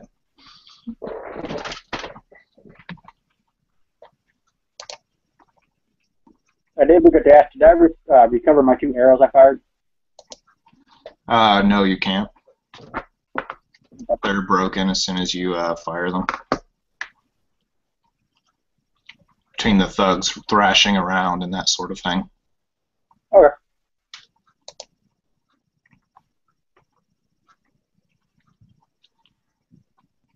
All right.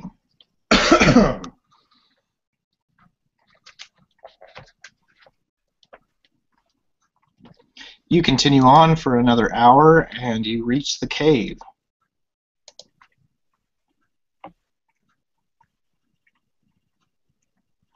The mouth of the cave is easily, God, 20 feet across, and again as tall.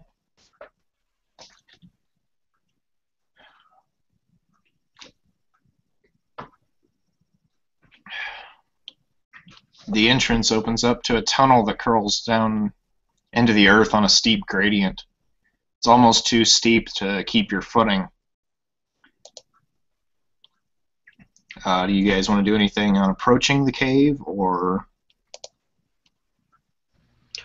Once we get start going into the cave, then I'll cast light on my dagger just so I can see, because I don't have any dark vision. Use the rope I have fastened on Nala to help move myself down through the tunnels and scout ahead for a bit. Like roughly 30 feet ahead if I can. Okay. Using the rope attached to Nala for security. I like how you just roped to her and then it got removed. Yeah, it never got removed. The question is, which one of us is actually on the lead?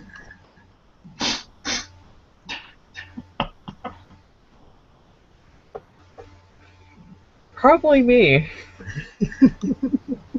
It's okay. I can help you. But I will Scout ahead. I'm familiar with caves. I'll scout ahead, and I'll have to rope fasten to Nala because Nala's the biggest and strongest. So Nala will be basically my rope security person All right. to make sure I don't fall off or get hurt too badly. Yeah, this is as you approach the tunnel. It's just a tunnel with corkscrews in it at a very gradient. Do I see anything with dark vision? No, the tunnel is mostly flat where water has poured down and flowed over the ground. And Scouting 30 feet ahead of a group at all times. okay. And you as the group is going down, you go down 200 feet, and the tunnel abruptly opens into a huge rift spreading to the right and left. You can feel a cross breeze billowing across the chasm. The tunnel continues on the other side of this rift. And 20 feet to the left, spanning the rift, is a very thin stone bridge, little more than a foot thick. And a tiny ledge on both sides leads to the bridge, the ledges being no more than enough to keep your toes on. And how far across was this chasm? It is 40 feet.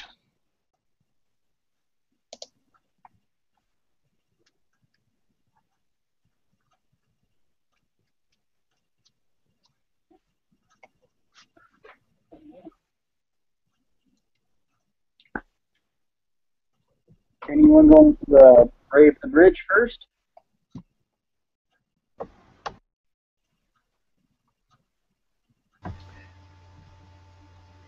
Being the lightest one here, at only like 89 pounds, I'm gonna have to be the one that braves it. Oh, I think I'm not gonna.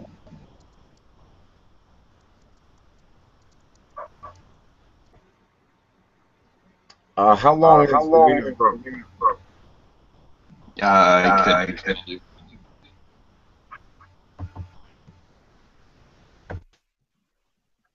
Thank you. How long is the rope? Oh, the rope was 50 feet. If you like, I could span the chasm and anchor one of our ropes on the other side.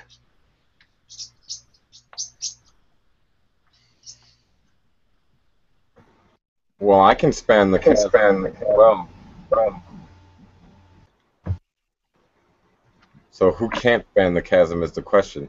As a matter of fact, I believe little Alina might be light enough that I could carry her on my back if she were to hold on tightly.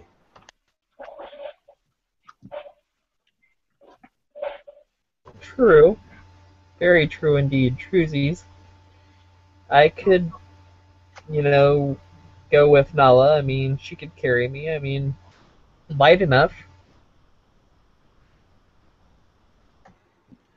At this point, Nala takes her bone rattle out of her loincloth, holds it up, and starts mumbling some incantations to the great and powerful Malak. I cast a spell Jump. Okay. First, I cast it on I can't remember his name. Our ranger. Anais. There it is. First, I cast it on Anais. Anais is going to laugh as he was just going to possibly cast that spell himself. And then she smirks, shrugs her shoulders once again, claps him on the back with her big heavy hands, and casts it on herself. And now I get to roll that wonderful athletics check, which I actually have advantage on to jump across this chasm with little Alina in tow. All right. Yeah. Give me a strength athletics check.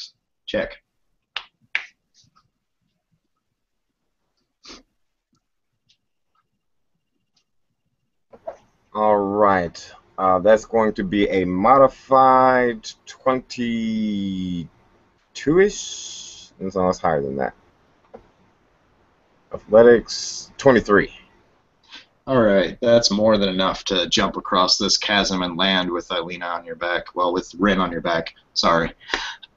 And Anais, are you going to attempt to do the same thing? Yes, I am. And I'm going to All attempt to kind of roll so I don't break any legs. Okay, give me a athletics check.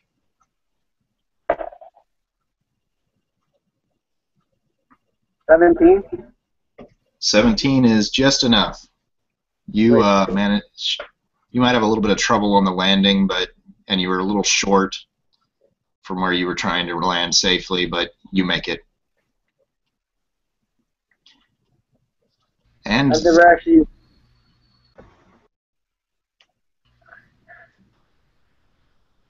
Zephyr, how are you going to span this chasm? So Zephyr will go to the area where there was the basically one of the walls of the cavern, and you'll see him kind of move his hands and perhaps whisper a couple of words. And as you do this, you'll see that air starts billowing out of him and kind of swirls around his body. And he'll take a hand and kind of push himself off the wall. And as he does, he'll just start floating across the chasm to the other side as he casted Levitate on himself. Okay. Pretty cool. So everyone is across the chasm now. Would you like to continue on, or is there anything else you would like to do here? I suggest we press on. Press on indeed. All right.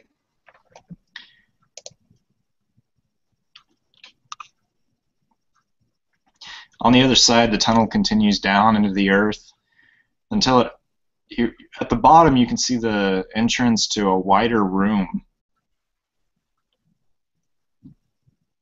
Is there anything special you would like to do on approaching this room, or do you just walk into it? My character's going to stop and draw his bow just in case there's anybody inside, and Okay. basically go. Is Rin still scouting ahead? That's a good question.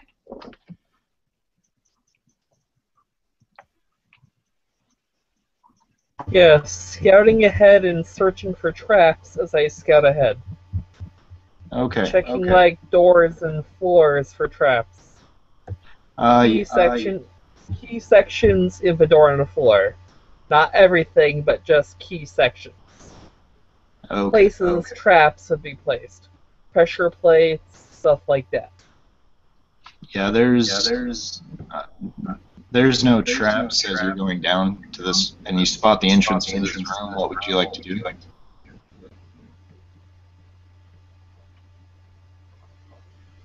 Beckon the group over. Okay. Well, Anais is Elena, not muted. I'll fix that. Thank you. And Anais has his bow drawn. Would anyone else like to do anything?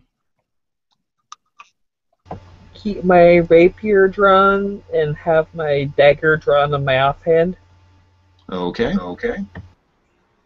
Nala will actually whisper a small prayer, and the rattle that she actually has actually grows in size until it actually resembles a large mace with the end of it almost looks like a jaguar's paw. Okay.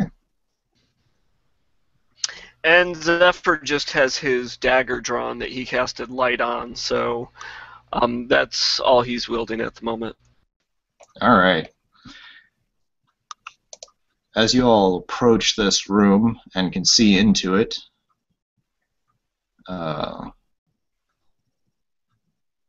You can see that it's a large room, and you can hear the sounds of dripping water. The chamber is 100 feet in diameter, and it's a rough dome. It's actually a small lake in the center of the room, roughly 80 feet in diameter, leaving 10-foot banks around the edge of the room made of some sort of, it's a sandy black rock. And in the center of this room, there's a tiny island, and a stalagmite juts up from the center of the island to touch the stalactites hanging down from the ceiling.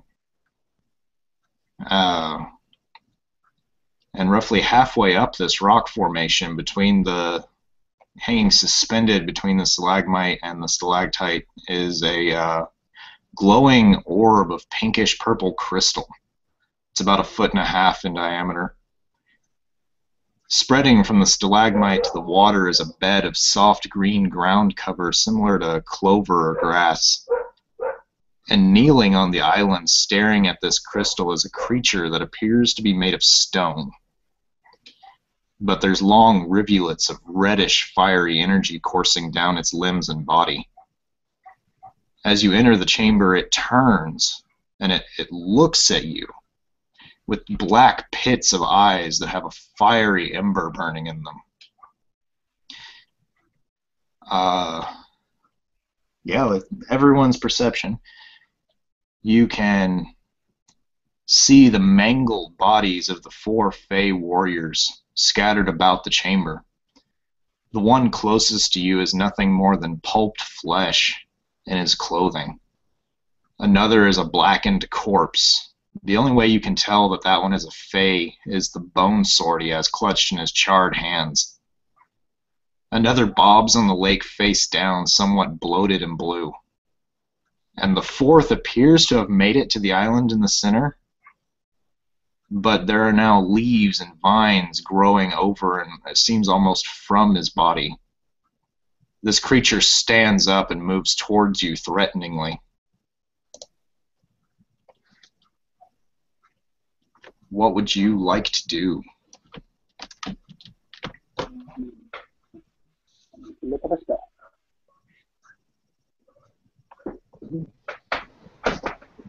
Nala will say, Malak, give me strength. And that is the invocation for her casting the spell Barkskin. Okay.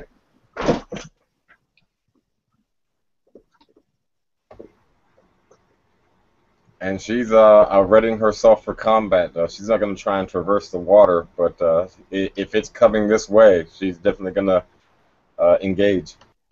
All right. This creature is easily 10 foot tall once it stands up. Very broad, and it appears to be made of stone with glowing orange-red sort of veins running down its body.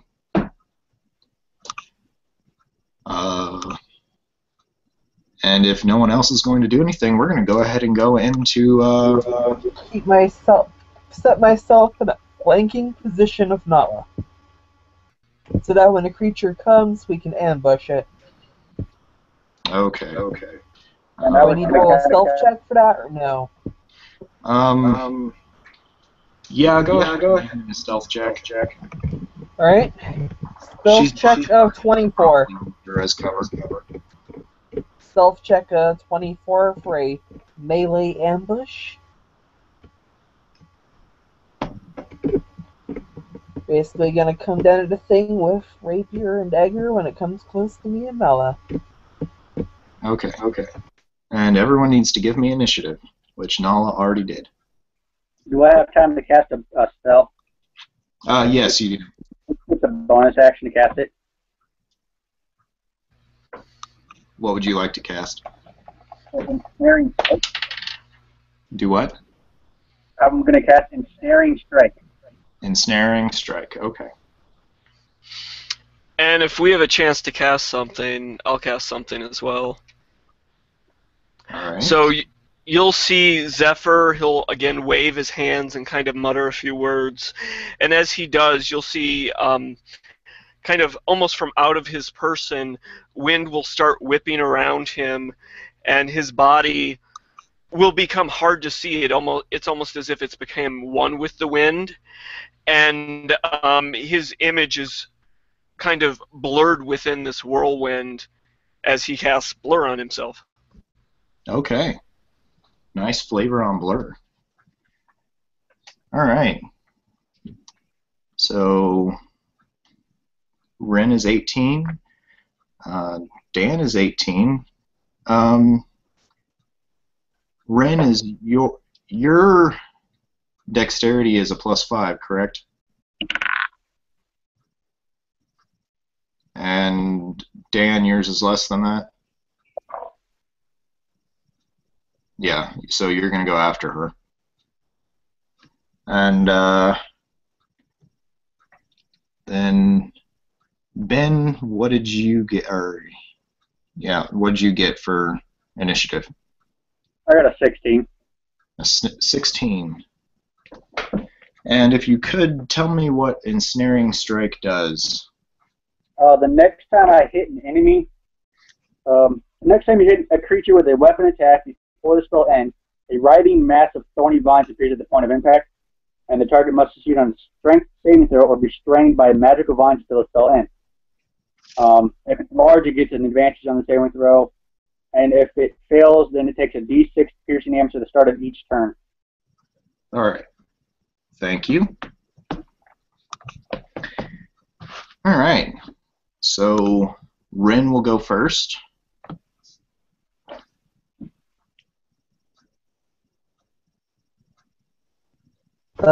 Thing within range yet, or no?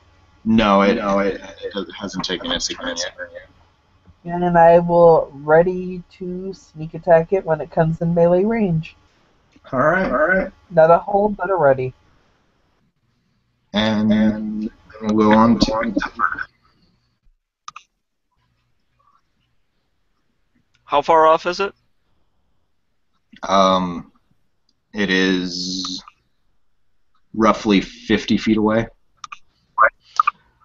All right, I'll still with only my dagger pulled, I'll kind of move myself to the middle of the group, and with my other hand, I'll kind of whirl it around, then pull it forward, and as I do, you'll see wind kind of start whipping forth from that hand towards this creature, and you'll see what almost looks like a hand of air try to close around the creature. And this is a spell attack. And that would be a 16. 16? Yep. No, that's just shy of being enough to actually succeed on the attack. So you'll see this wind kind of beat against this creature and just disperse. All right. And Ben, what did you get for initiative? 16. 16. Yeah, you go next. I'm just holding my action until the creature gets roughly within a range of the road. Okay. Then it goes next. This creature, you see it approaches the water, and then it looks down at the water, and then it looks back up at you, and it takes about 4 seconds for this to take effect. The stone starts to kind of melt, and it begins to form to this kind of viscousy fluid, and the creature then just jumps straight into the water, and you can see it just at a ridiculously fast speed. It just comes straight across the water and appears up and out of it, almost kind of a muddy, watery shape of a humanoid. And that is all it can do. Is it still about 10 feet tall? Yeah, it's right at the edge of the water. It's right there where the bank meets it, so it's at least 10 feet away from you.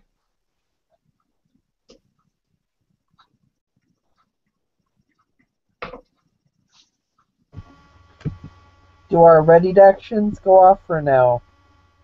It's still 10 feet away. Alright. So, yeah, it can't go any further. And with that, it'll move on to Nala.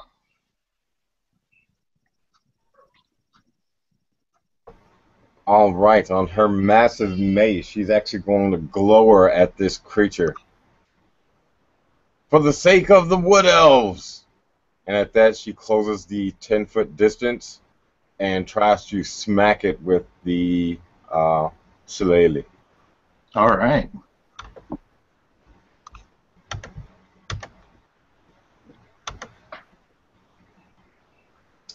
That's not going to be too terribly good. That is only a 15. A 15 actually does hit it in this form. Yes, you do hit it. All right, so a D8 plus 3 damage. 4 points of bludgeoning damage. 4 points. Yeah, you're smacking this, and you see some of the sludge just kind of fly off of it. It'll be a muddy mess when I'm done, but that's my turn. All right, well, you're back to Rin. I'm gonna leap out at the creature, stab it with once with my rapier and my primary, once with the dagger and the off. All right. Do I get sneak attack on the rapier or no? Yes, I'll say you get the sneak attack with the rapier, but not with the dagger. Alright. So that is going to be 20 to hit with the rapier, and All right. 10 to, and a miss with the dagger. All right, so give me your rapier damage plus sneak attack. Alright. 19 piercing damage total. 19.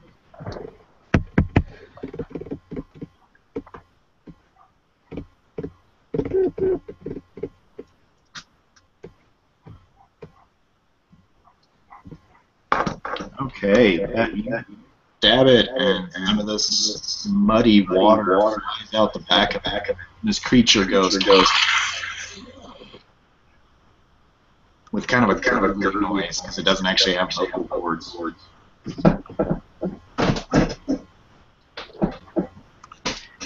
And yeah, is that all you want to do? Then, as I stab it, I'm gonna reposition myself to a opposite side of it from the druid. The opposite side, so you're going to go behind it into the water? Not into the water, but a different angle, like its flank instead of in front of it. Well, it's in the water, and she's directly in front of it. So Fine. I don't mean the water, but like, fine. Fine. I won't move. I'll just be in. I don't want to be in the water, but I was hoping to be at it from a different angle.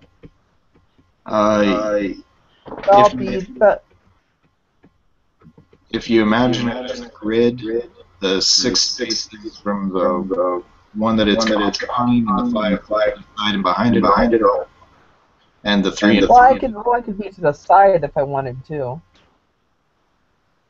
All right. So I'll be on whatever side of it you prefer that's not in the water. All right, so you're next. No. Yeah. All right. Either way, we just have to have 2 people in melee range for me to get that flanking bonus. Yeah. All right. And with that, we'll move on to Zephyr. So is it actually standing in the water or just outside of the water? It's actually in the water, where the lake meets the bank. I'll move forward, but I'll move forward off to the side. So if it's at 12 o'clock, I don't know, I'll move to like 10 or something. Okay. And I'll still stay, I guess, about 20 feet away from it, but kind of off at an angle. And still not real sure what this is or what it's up to. I'll try that same wind spell maneuver that I did before. All right. And that's actually a lower roll, so again, it will just miss. Okay.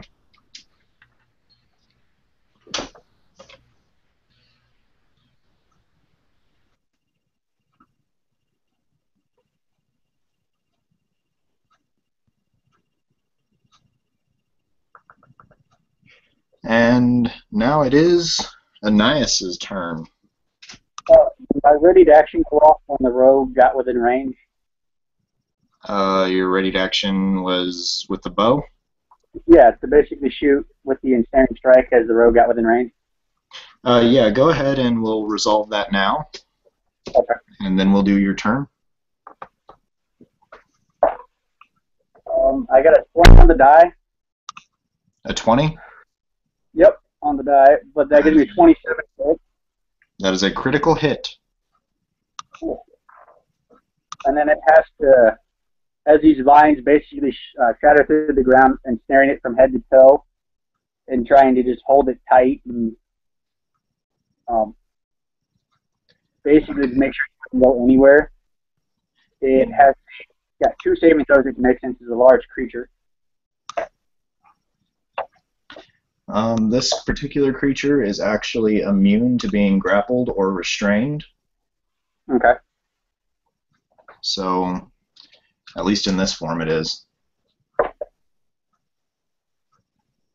I do 23 points of damage. 22, damn. I have the Archetype Colossus Slayer, so anytime creature's damaged, I get extra damage to it. And that was with your double damage? Yeah. Okay. That's worth of piercing damage. All right. And it is now its turn.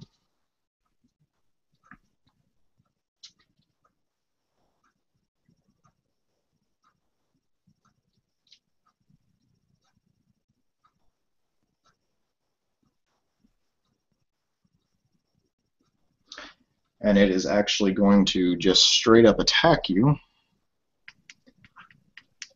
Both Nala and Rin, it's going to attempt to attack. So the attack on Nala is going to succeed.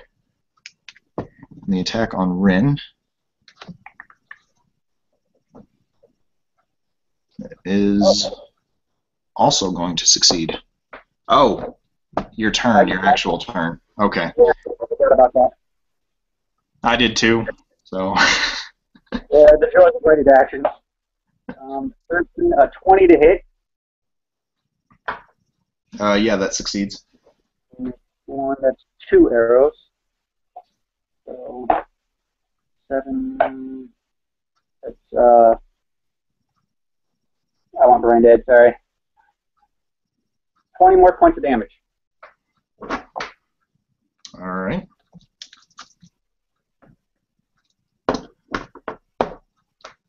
And its turn.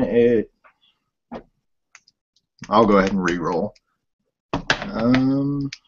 The attack against Nala misses this time, and the attack against Rin still succeeds. And its damage.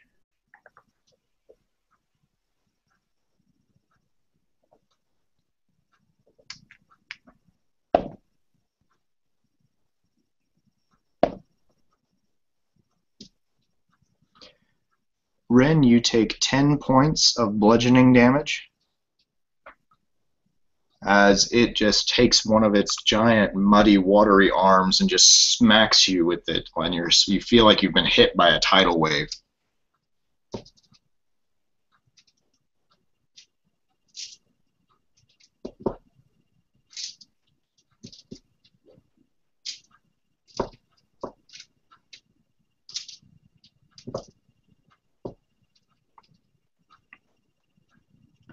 And with that, we will move on to Nala.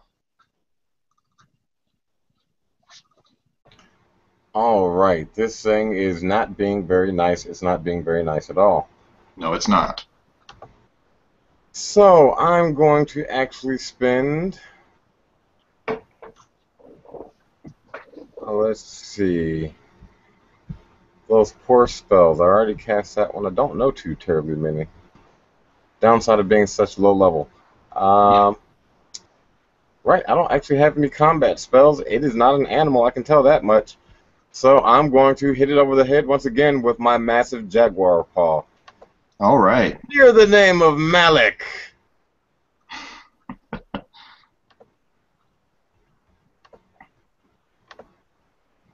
That's going to be AC 20 Yeah, that hits.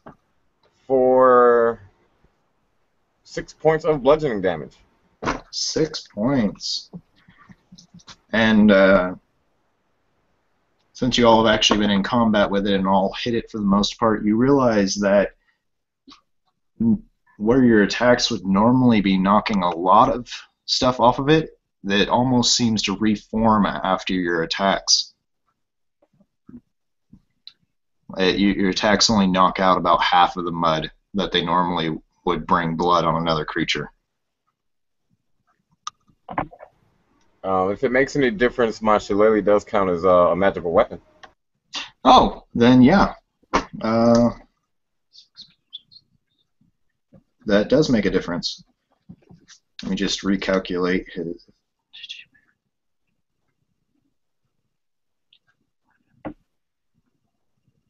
Okay.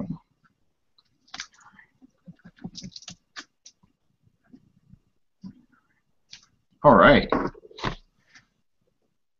That does make a difference. All right. And with that, unless you want to do anything else.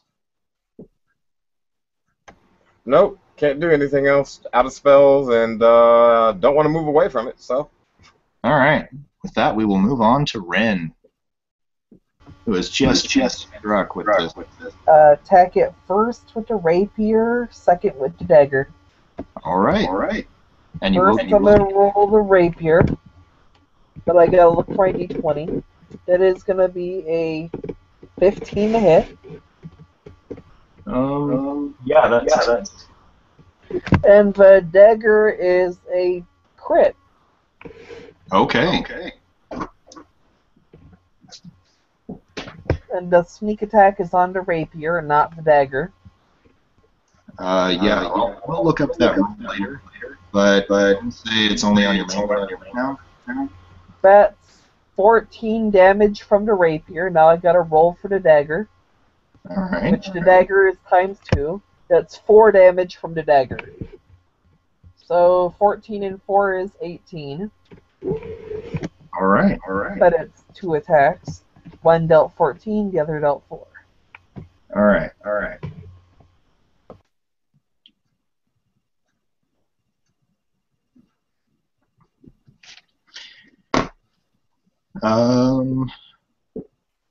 Zephyr, what would you like to do? I'd like to hit for once, but still kind of seeing this thing kind of sloshing around. Normally I would be up in its face, but I'm kind of feeling like that's a bad idea at the moment. So again, I will kind of try to cast that same spell, hoping to make some kind of purchase this time. Okay. And that was even worse than the last 2 times. So that would be a 7. And I'll go ahead and spend some sorcerer points to try to cast it again, since it's a cantrip, as a bonus action. Okay, go ahead. And that time it's a 21. Okay, that hits. So I'm basically just reflavoring Chill Touch, but this wind-type hand kind of comes up and hits it and grasps it. And as it does, it takes 7 necrotic damage. And it can't heal HP for a round. 7.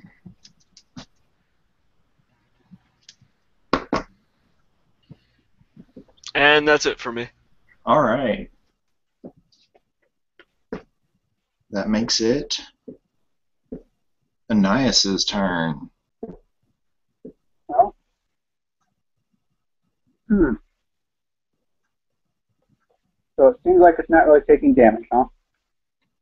Not as much as it should be, or Okay. another creature would normally be taking. Okay. Let me check a spell. I gotta see what the casting time is. I just gotta find it real quick. I lost it. Hunter's Mark. Oh, it's a bonus action. Cool. I'm gonna cast Hunter's Mark on the creature, and basically mark him as my quarry. Until the spell ends, I deal an extra 1d6 damage to the target whenever I hit him, and I have advantage on Wisdom Perception and Wisdom Survival checks. Yeah, that's about it so far. All right. So now I'll be doing even more damage. Nat 20 on the die again. Okay, that is a crit. I can see that's a cool character. But, if I can actually hold the die. And could be there. 17, 6, 27 points of damage. 27.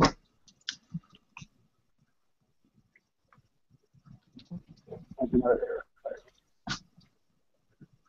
And that's still.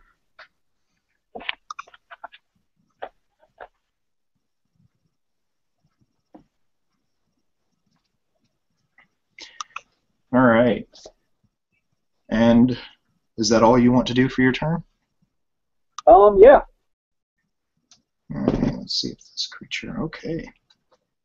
Let me roll the random thing. All right. It strides forward out of the water, moving past Nala, who can take a attack of opportunity as her reaction. I'm in melee range of it too. Can I make one? Yes, you can. That is going to be 16 on the attack of opportunity. That succeeds. By the might of Malik. He's going to take 8 damage. How much damage? 8.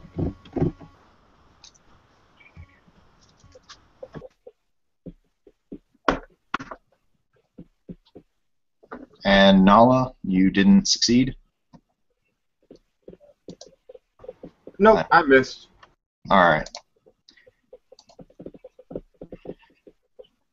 And as it moves forward, this rocky sludge starts to solidify into kind of a dirt substance, and some of the soil kind of falls from it, and it begins growing these sort of vines and these small leaves and clover kind of all over its body. Its eyes still remain black with the fiery pits in them, though, and it just locks gazes with you, Ananias. Yeah, crap. And it actually moves into melee range of you, but it already used its main action, so it can't do anything. All right. And with that, we will move on to Nala.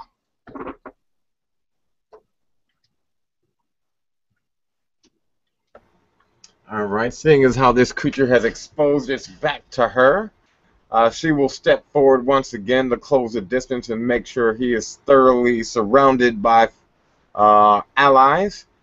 And she will roll to hit once again. Okay. AC 19 this time. Yeah, you succeed. With the might of the shillelagh, 11 points of damage. 11. Magical bludgeoning. Mm-hmm.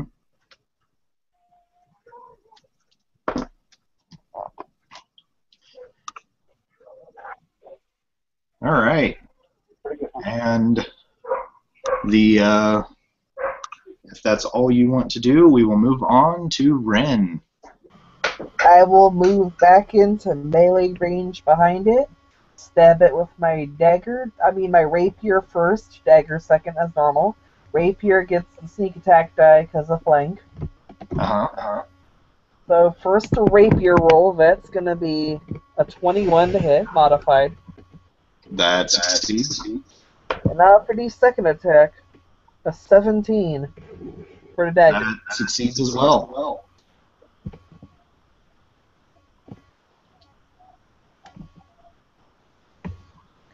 The rapier does 12 damage. Mm-hmm. The dagger only does 1. Did you include your sneak attack on the rapier? Yes. Alright. Got a bad roll on that damage roll.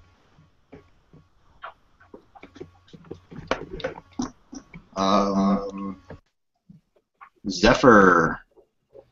Seeing as it seems to solidified and kind of became this kind of like plant-like creature now, I'll kind of move in towards it, and as I do, I'll pull my scimitar out with my offhand, and I'll go for some melee attacks. All right. First primary hand with my dagger. That is 13. And then secondary hand is 17. Both attacks hit. Alright, so with my dagger, I deal 7 damage. Okay. And with my scimitar, I deal 5.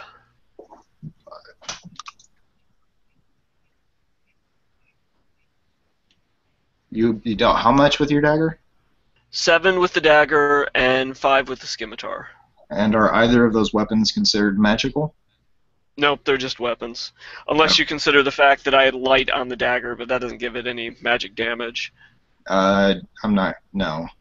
Sorry. Yeah, I didn't think it did. It just glows.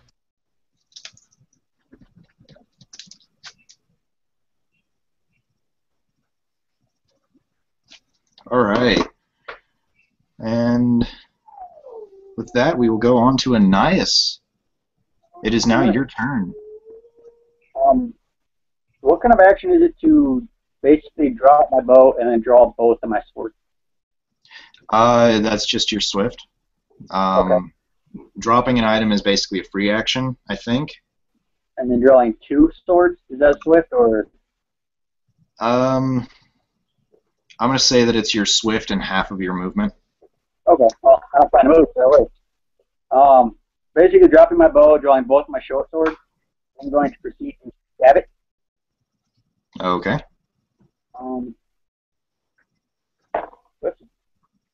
Now, how does finesse work? Is that just for damage, or is that for attack and damage? It's for attacks and damage. I'll have even a better attack. Let me change that real quick. Sorry, guys.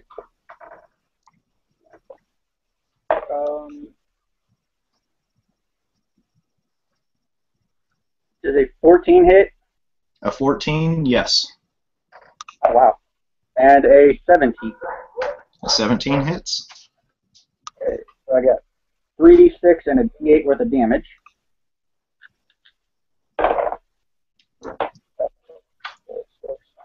14, 18, 28 points of damage.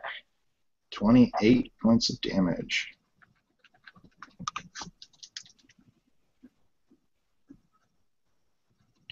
On its turn, is that everything you want to do? Yeah. All right. On its turn, you actually see. Roll how much? Is it bloodied yet?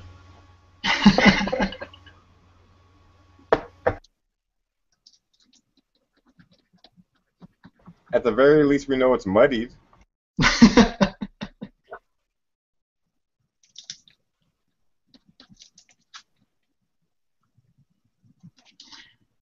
On its turn, you actually see some dirt just kind of come up from the ground and begins kind of traveling up its body and filling in the holes that were made, some of the holes.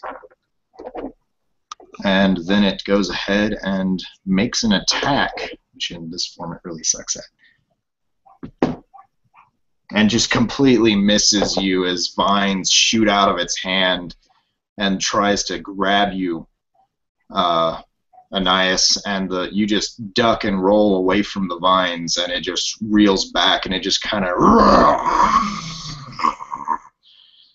in kind of an earthy tone, because it's more like mud clogs grinding together. All right. And with that, we will move on to Nala. That's kind of violent. So there's actual foliage in here. There's plants, or did they actually come from the creature itself? They came from the creature itself, and on the island in the center there's a kind of a field of clover and grass spreading out from the stalagmite in the middle. But that's not over here, unfortunately, and he's not in that area anymore. No untangling. Okay.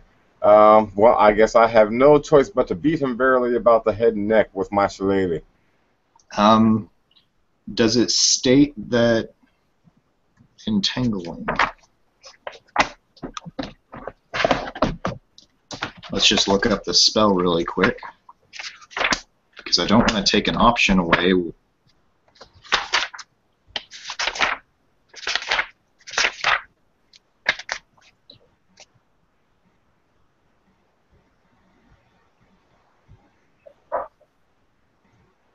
No, that actually makes the weeds and vines sprout from the ground, and the ground is dirt and mud, so, and this black sand substance, so you actually could make plants grow here. Okay. I will actually use my action to cast Entangle then. Oh, no, I can't do that because I got Bark Skin on. No, Bark Skin is not it's not one of those. So I will cast Entangle. Okay. But my shillelagh goes away. And in the area, so he's got to make a DC 12 strength check as vines and foliage and flora comes up trying to seize his ankles and keep him in place. Okay. See if he makes it. No, that is a crit failure. He is definitely entangled. So, would you like to describe how these plants and stuff grab this creature of earth and plant life? All of these basically, what they call snapdragons and it's not praying mantis, Venus flytraps come out of the ground, and these moving, living plants actually latch onto his legs and grow up his spine and seem to almost be planting themselves in his mud-like skin, and he's overgrown with basically the flora of the jungle. Okay. Would you like to do anything else? That is all I will do. I will not move away or anything like that. I will just continue concentrating on keeping him in place and restraining him so that he may not attack back. All right. And with that, we will move back to Rin. The usual. Stab him first with the rapier, for the dagger second. Okay. Okay. First, that's gonna be a 18 with the rapier. Pizza's here. And a 25 with the dagger. So both hit, right? Yes, both. And since I have flanking, I get sneak attack. So that is going to be 15 for the rapier, and now I have to roll for the dagger, which doesn't get dex, and 2 for the dagger. So 17 total.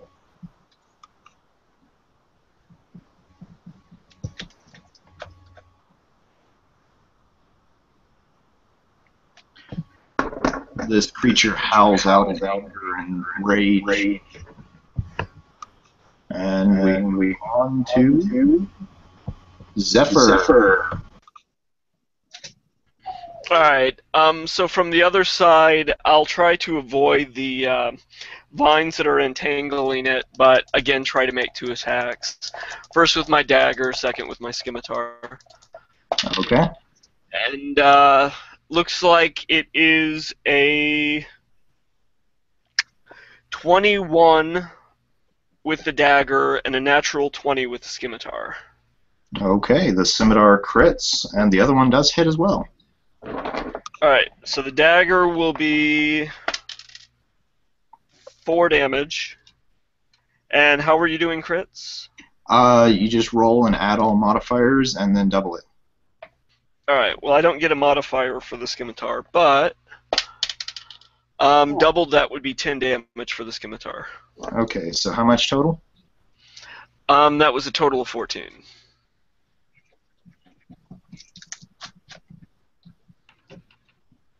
All right. And we go back to Anais. So how are you doing crits? 'Cause I think I've been doing them wrong. You roll it like it's a normal attack, the damage, and you add the modifiers and everything, and then you multiply it by 2. Yes, I've been doing that completely wrong, which is fine. Basically just going to stab at it again with my short swords, hopefully not getting killed by the lines that are now restraining it somehow. Mm-hmm. I don't think a 12 will hit. It does. Oh, wow. Okay. And 19 on the dial.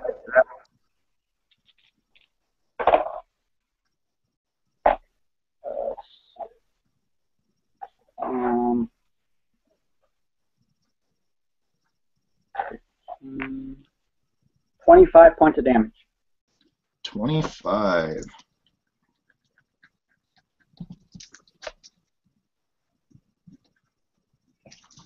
All right.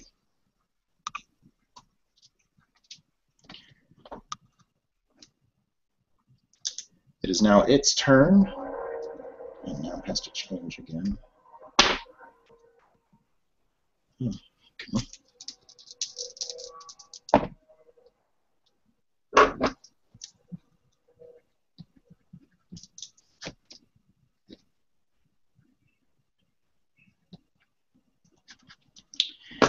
You see the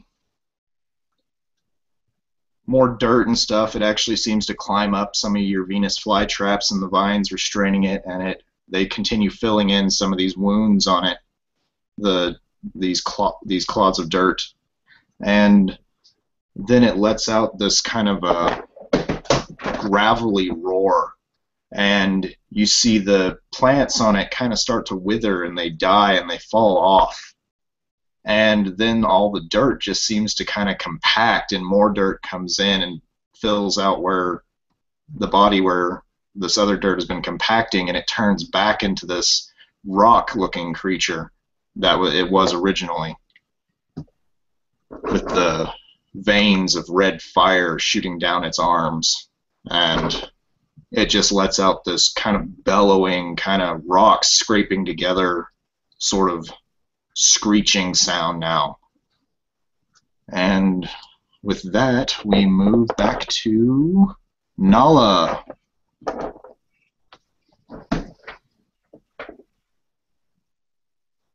Oh no, my beloved plants. Your plants are still there. The plants that were on the creature, that were growing from the creature, are gone. Okay. Does it look like it's still restrained, or does it look like it's broken? Yeah, it's still restrained. Okay. Well, then I will hit it with my normal club while maintaining concentration on that. Okay. It's only AC 15. That does not hit, as your attacks just seem to ping right off of this stone. Alright, that's my attack. I remain concentration, and I'm not moving anywhere. Okay. With that, it'll go back to Ren, who is eating pizza. have to eat, but I'll roll my action real quick. You can NPC me while I eat. While I eat, my attack bonus is +7 for both weapons, because I have a 20 dex and +2 proficiency bonus. And the sneak attack is 2d6. Gotta look for my d20. That is gonna be 14 on the rapier, and 10 on the dagger. Yeah, so neither of those attacks managed to get you. They won't treat this rock. Alright. So you can NPC me while I eat, if that's okay, right? Yeah, that's fine. Are you still going to be paying attention?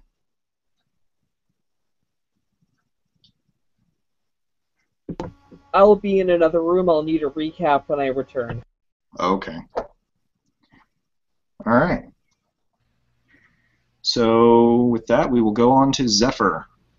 Alright, so seeing this creature now basically being of earth and rock, I'll be a bit more upset at it than I was.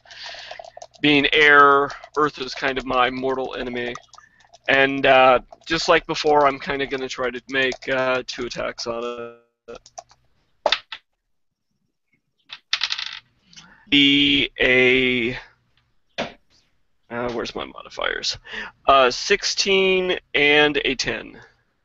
No, neither of those. They just barely. The first one just barely sort of pings off. Actually, shouldn't I be attacking with advantage because it's restrained? Yeah, you all should be. Alright, so let me try that again. Okay. That's actually, both of those rolls are worse, so never mind. I continue to miss. All right. Is there anything else you would like to do? Nope, just looking at my weapons and missing.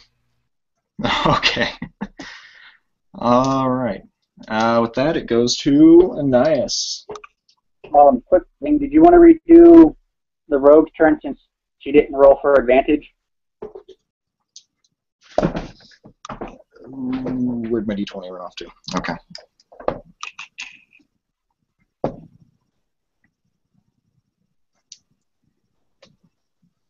Her dagger actually does hit and does deal damage a little bit. Her dagger does kind of find purchase, and a few smaller shards of rock kind of break off. But her other weapon still misses. All right. So now it's Anais. What would you like to do? Mike is going to use a move action to speak for a little bit, basically saying,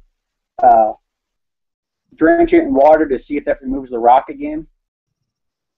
And so you're going to move away from it to the water? No, I'm just going to actually speak.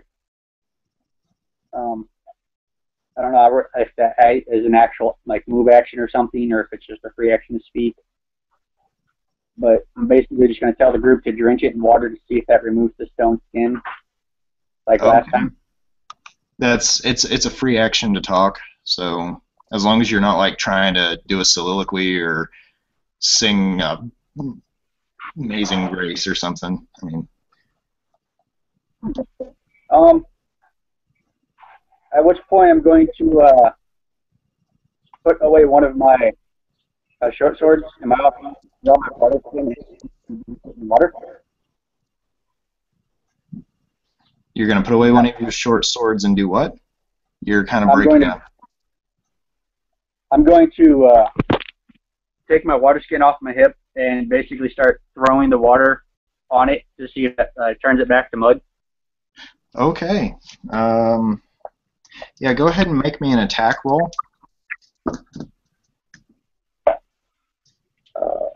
You want me to add any bonuses to that or anything like that? Yeah, treat your water like add your dex, but not your proficiency bonus. All right. That would be 17. Yeah, you hit it. But the water just seems to it rolls off the stone like it's you see a few of the joints kind of start to dribble a little bit of muddy coloring off of them, but for the most part the water just rolls right off the stone like rain. Okay, so I do notice.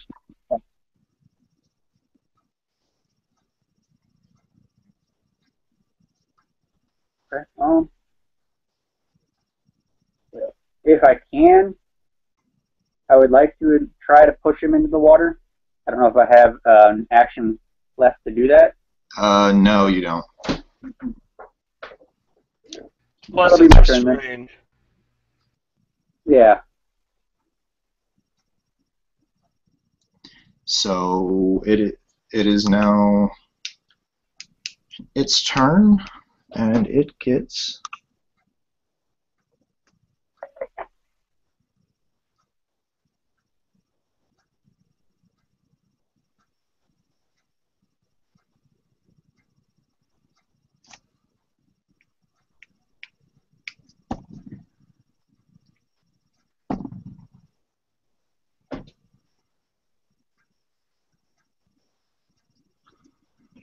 it takes 2 attacks, and it actually I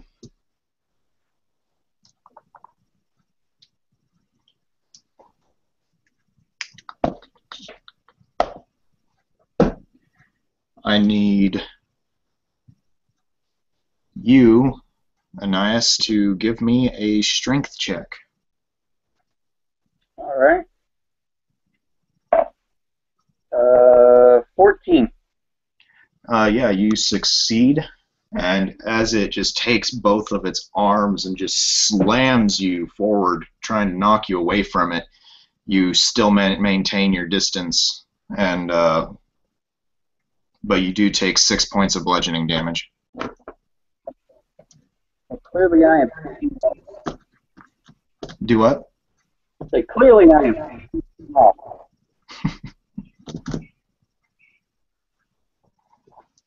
And with that, we will move on to Nala.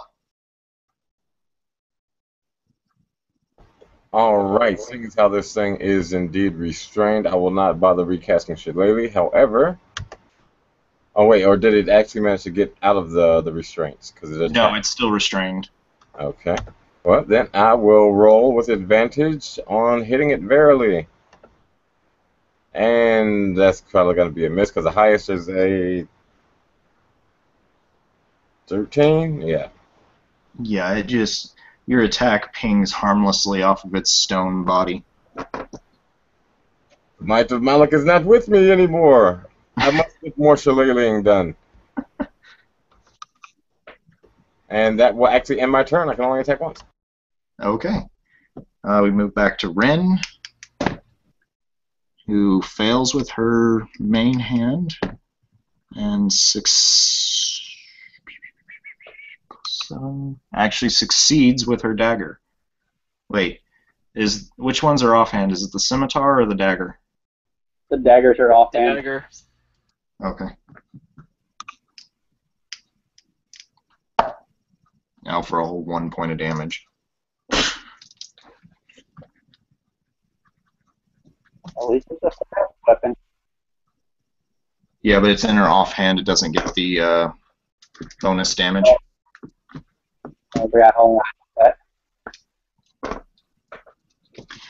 And then we move on to Zephyr.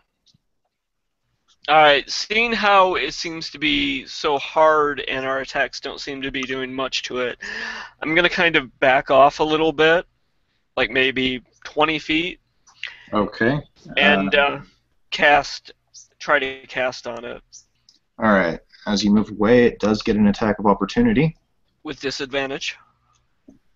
Is it with disadvantage? It's disadvantage because it's entangled, but even if it wasn't, I have blur on me, so either way. Alright. It rolled 2 11s. Plus,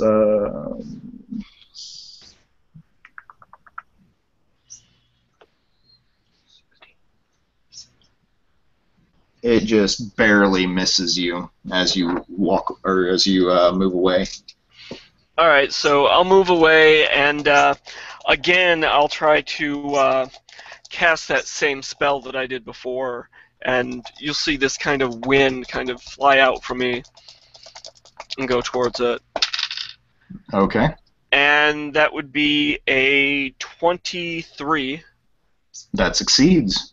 for 8 necrotic damage, and it can't heal until next round. Okay. Or my next turn, whatever. Oh, damn it.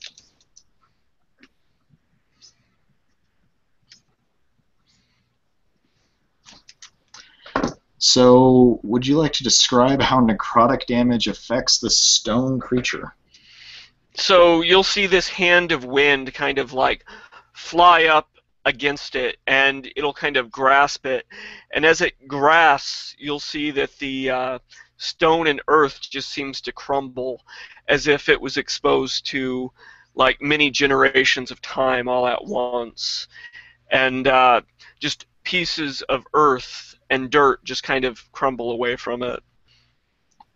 Pretty cool description of necrotic damage. All right.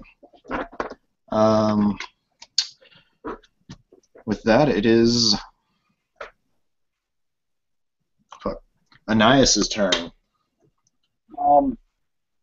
As I'm going to look over at the giant red-headed hulking female and ask for assistance in dragging this creature to the water, if possible, to remove its stone defenses.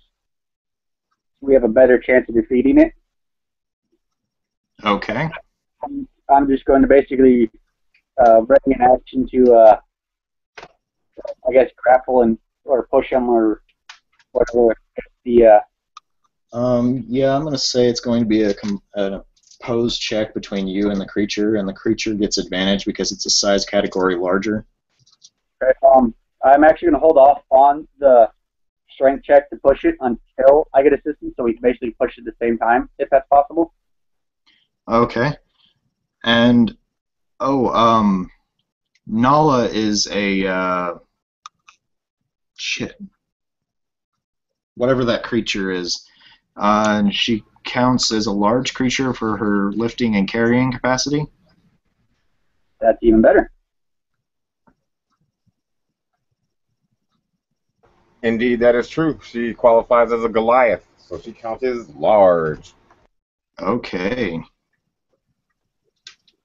Then you are definitely going to get advantage on that, and I'm going to go ahead and give you all a +5 addition to whoever is rolling on that turn for him helping you, and then in addition to the advantage. All right.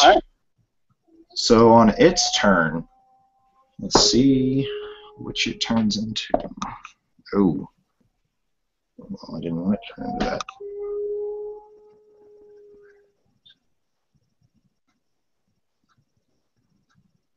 Well, if you didn't want to turn into that, we definitely wanted you to turn into that. You may not. The stone, all the bright red veins on it begin to glow vibrantly, and you actually feel a wave of heat wash over you as the stone sort of begins to melt and blacken, and you now have some sort of a magma creature standing in front of you. And that is its turn.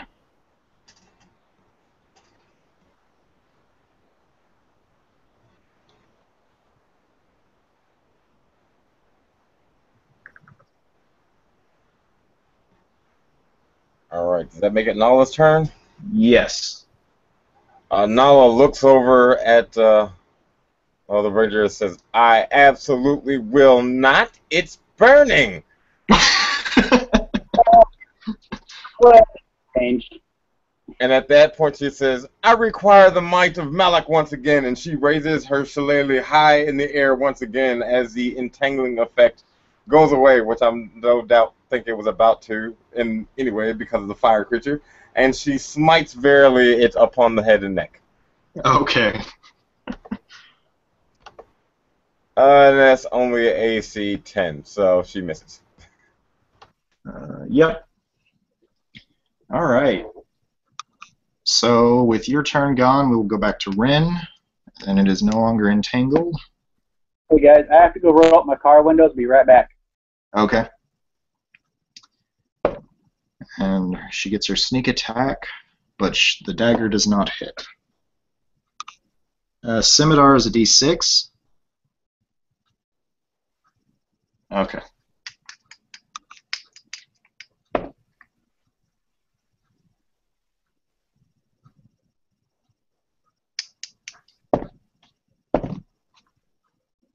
She actually rolled really well on her sneak attack.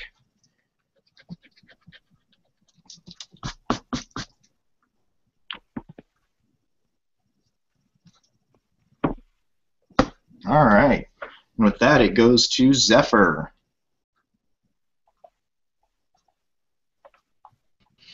All right, still kind of keeping my distance, even more so now that it's just blazing. I'll move out to, I guess, 40 feet from it now, and I'll cast the same spell. Okay.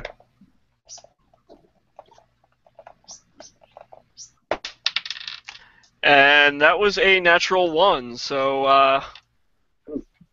a 5 with modifiers. It definitely doesn't hit. Yeah, that doesn't hit. Would you like to describe your crit failure? You just see this gust of wind kind of fly towards it, and as it's kind of changing shape, it gets kind of dispersed in the debris as it's changing, and it just doesn't connect. All right. And with that, it goes to Anais. Agreeing that we should not touch this thing. Ow. No. I'm going to redraw my short sword and just proceed to stab it twice. Okay. Go for I it. have nothing to do.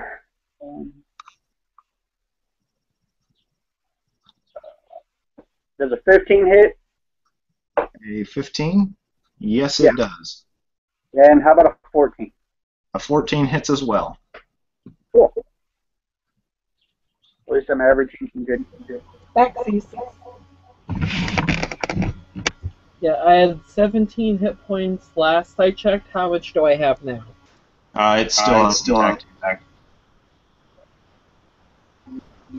Another 20. Do what? Another 20. 22 points. 27. 27. Okay.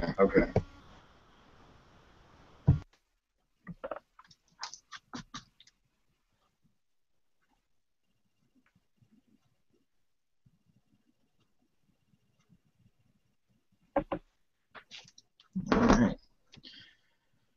So that's your turn, and now it's its turn. All right. Everyone within 5 feet of it needs to make a dexterity saving throw. I have a 17. 24 on the dex save. Okay. What about Nala? A whopping 5 for Nala. Okay.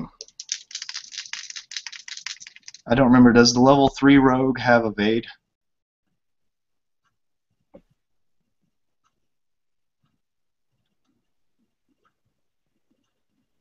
No. Or the 5e equivalent of evade? Whatever it's called now. That's 5th level. Okay. So, everyone within 5 feet of it takes 11 points of fire damage. Well, Nala does. And Anais and Rin take half as much, so 6. Alright. As it just you feel this huge blast of heat just kind of spread out from it, and then it collapses back in on itself, burning everything.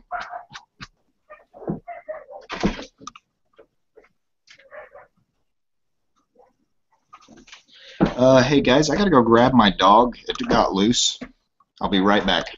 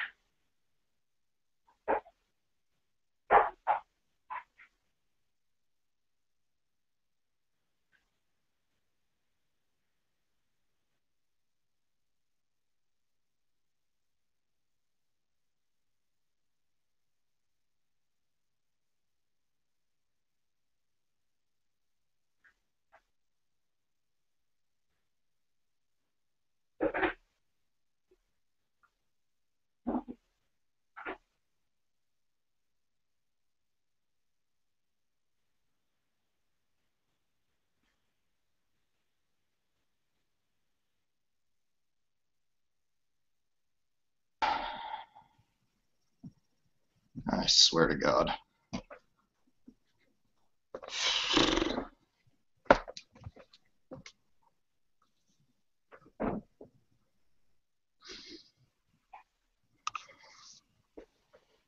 Alright, so is everybody gone? Oh, I'm back. I'm here. Yeah, every year they clip that schnauzer, and every year they don't adjust its collar for the missing hair, and it just gets loose every year at the beginning of summer.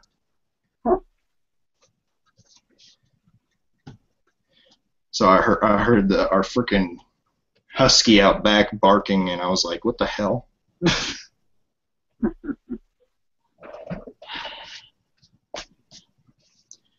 Alright, so where were we?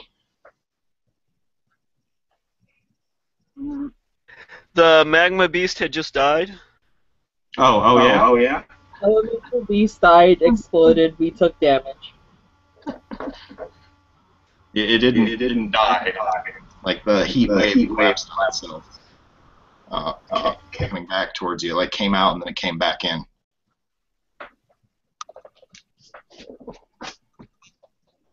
It's not quite dead yet. But that was its turn, so now we go on to Nala, if she's here. Well, he's here. Indeed, I am here, and I'm going to try and beat it about the head and neck once again with my mighty Jaguar Shillelagh. Alright, go for it. Because I have no more, I'm not going to try and entangle a fiery creature. That just doesn't make any sense. Nope. Good idea. So, alright, AC 16. Yes, that hits it. I apologize, but if a 16 hits, a 17 does too. So, that's going to be 1d8 plus 3. For 11 points of magical bludgeoning damage.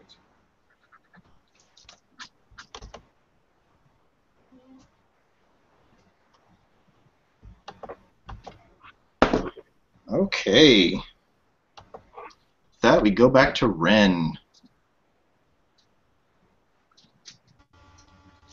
Melee range, rapier and dagger. Sneak attack onto rapier. Alright. That is gonna be 24 to hit with the rapier, and the dagger's got a 17. 24 to hit with the rapier. They both hit.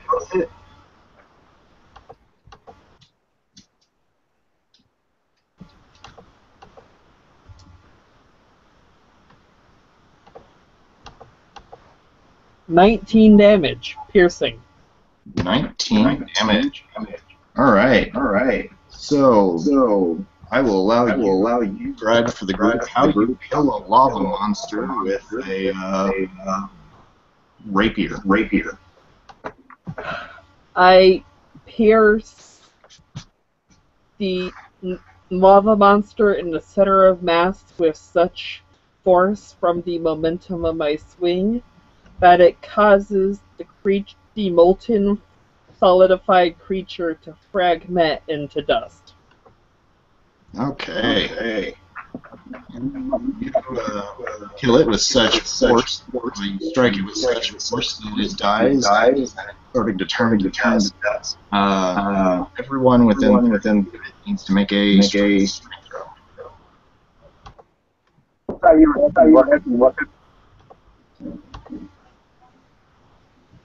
I didn't understand. You're echoing. Lena. Strength save of 19. Okay. Dexterity saving throw is what I said. Nice. That would be a 25 then. Or I thought- strength saving throw, not dexterity. I know what I said. It would be 19. It would be 19 for a strength save. Okay. 19 for strength, 25 if it were dex. Okay. And Ananias, what did you get? I got an 18 dex save. Okay. Yeah, you all make it, and only take 3 points of damage. As this creature starts to solidify and turn back to dust, and the outer stone starts to drip off of it in these rivulets of sand, and then as it starts to break down, it actually explodes outward, throwing all of you back, but you manage to land on your feet, some Ren and Nala in the water, which you can immediately stand up in. It's not deep at all. On Ren, it comes up to her knees, so on Nala, it's probably halfway up her shin. And spreading out the explosion of this creature. It came up to Nala's shin. It would probably be up to my waist or something. Alright.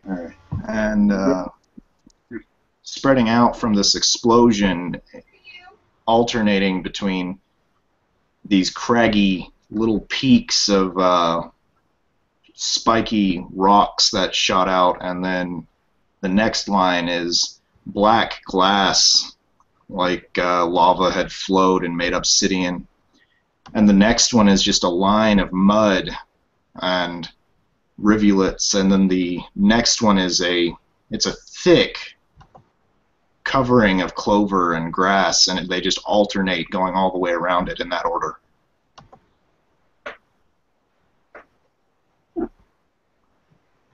Alrighty then.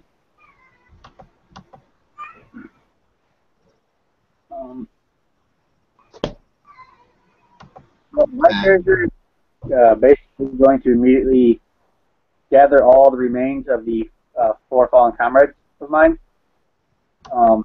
Even though I was basically kicked out of the village, I'm going to give them a proper burial, traditional of the Fae. Okay. Everyone who wants to can now give me a Arcana or History check as you've collected your wits to identify this monster.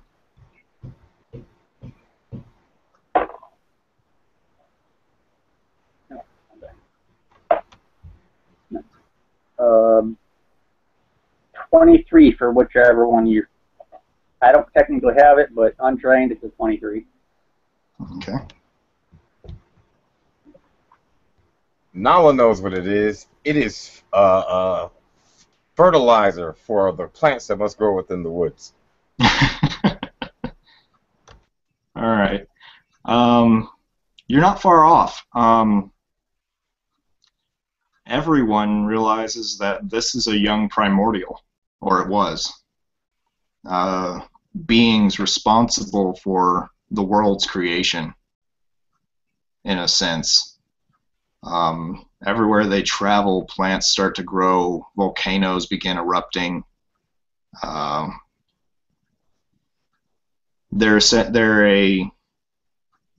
elementals left over from the creation of the world. And this was a particularly young one because these primordials grow up to be larger than mountains.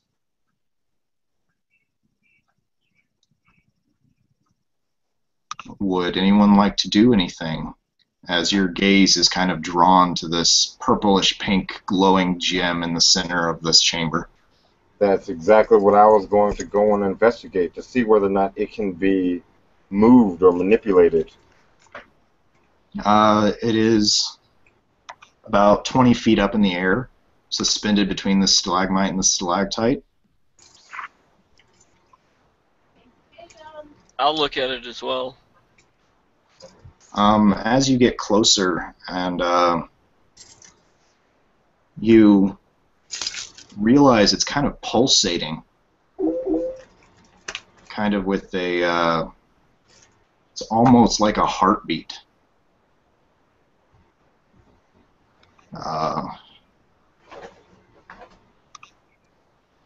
Would anyone like to do anything?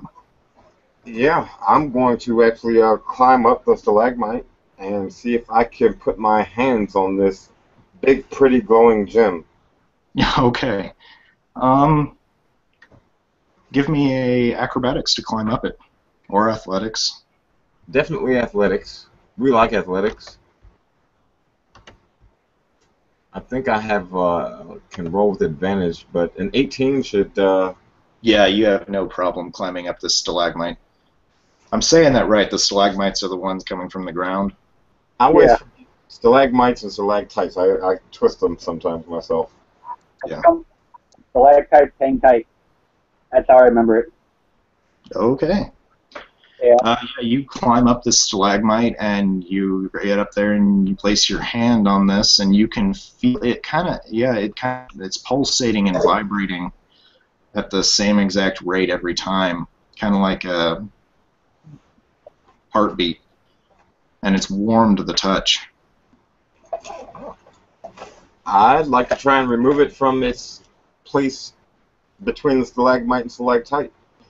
Yeah, give me a strength check.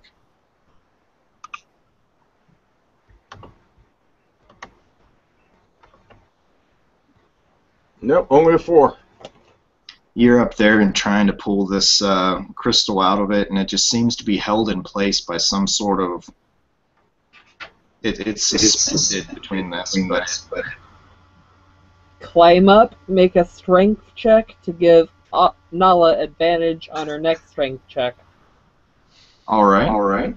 Yeah, give me or athletics to climb. Like. Acrobatics of 26. Okay.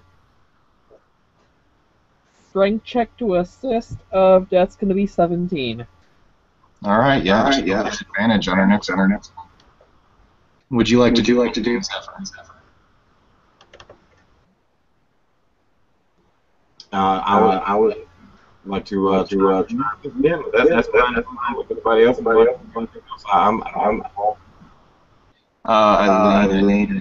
I couldn't understand that at all. Thank you. So, what did you say? I was saying I'm definitely going to try and remove it once again. My strength check with advantage, that's a 17 modified, which will bring it to a 19 modified. Okay. While they're climbed up there, Zephyr or Anais, would you like to do anything? Anais is probably doing his thing with the elf bodies, but if you'd like to take a break and... Nope. I kind of... Yeah.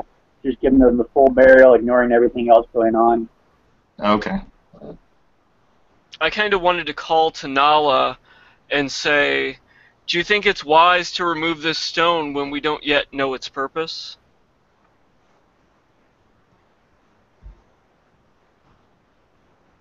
I'm already unmuted. Wise? I don't know if it's wise, but it's a big, pretty stone. I'm sure it'll be worth something. We have to come back with something besides the bodies of 4 elves, which we can't even bring them back.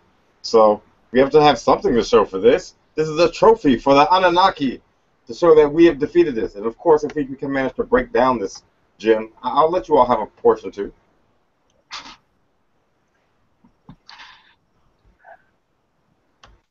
All right. Is there anything else you'd like to do, Zephyr? Or is that it? I'm not convinced by his argument, or her argument, but at the same time, I know there's going to be no convincing her otherwise, so I kind of step back and go and kind of check out the remains of what once was the Primordial. Okay. Yeah, with your strength check, that's more than enough, and you actually jerk it out of its place between these two things. And actually make me a dexterity saving throw. Both you and Ren.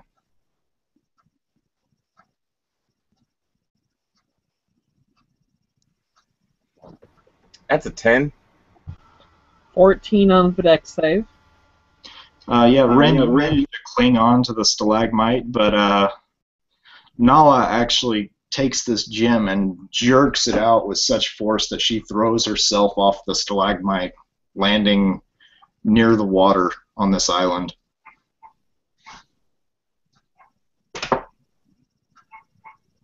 Taking 2 points of bludgeoning damage, but managing to hold on to this giant crystal. She'll act like she didn't even feel that and hold up the crystal triumphantly. We have it! The big pink pretty stone.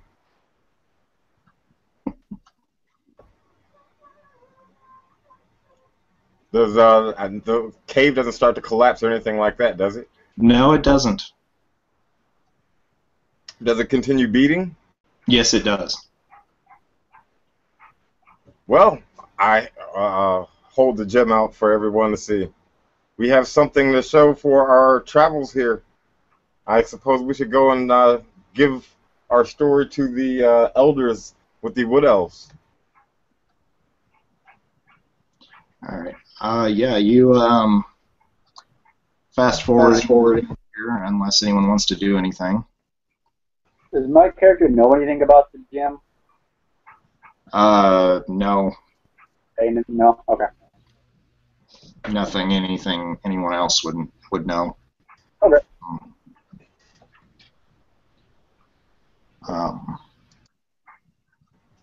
So if no one else wants to do anything, we're going to fast forward a little bit back to the village. And present your finds to the village elders. And they thank you for clearing out this primordial elemental. But they don't want anything to do with this stone. They're very close-minded. They don't want it even in their village. They feel it's going to bring ruin upon them. But they go ahead and they tell you that your people will get the land promised to them, and they'll allow you to hunt there with no problems and gather. They give the food and supplies to Ren's people as well, and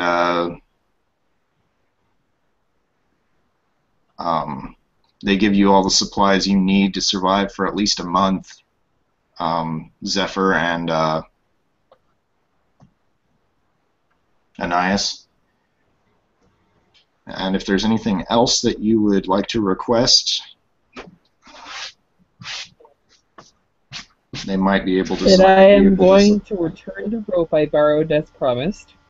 The warrior just you and he nods and doesn't say anything, but his nod isn't anger or anything.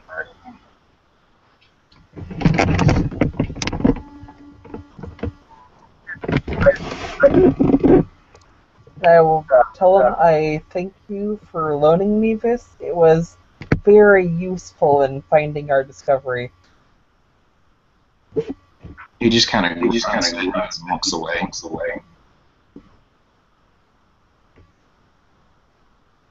But you can tell he have his rope.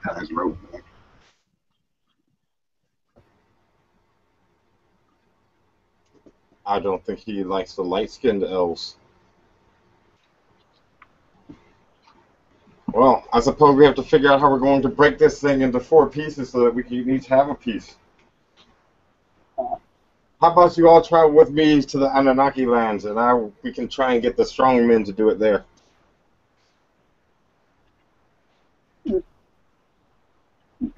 Mike, from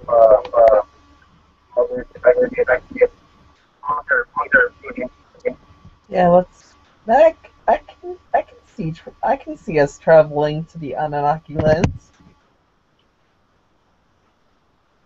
Might be a good place to schedule the troops' next destination.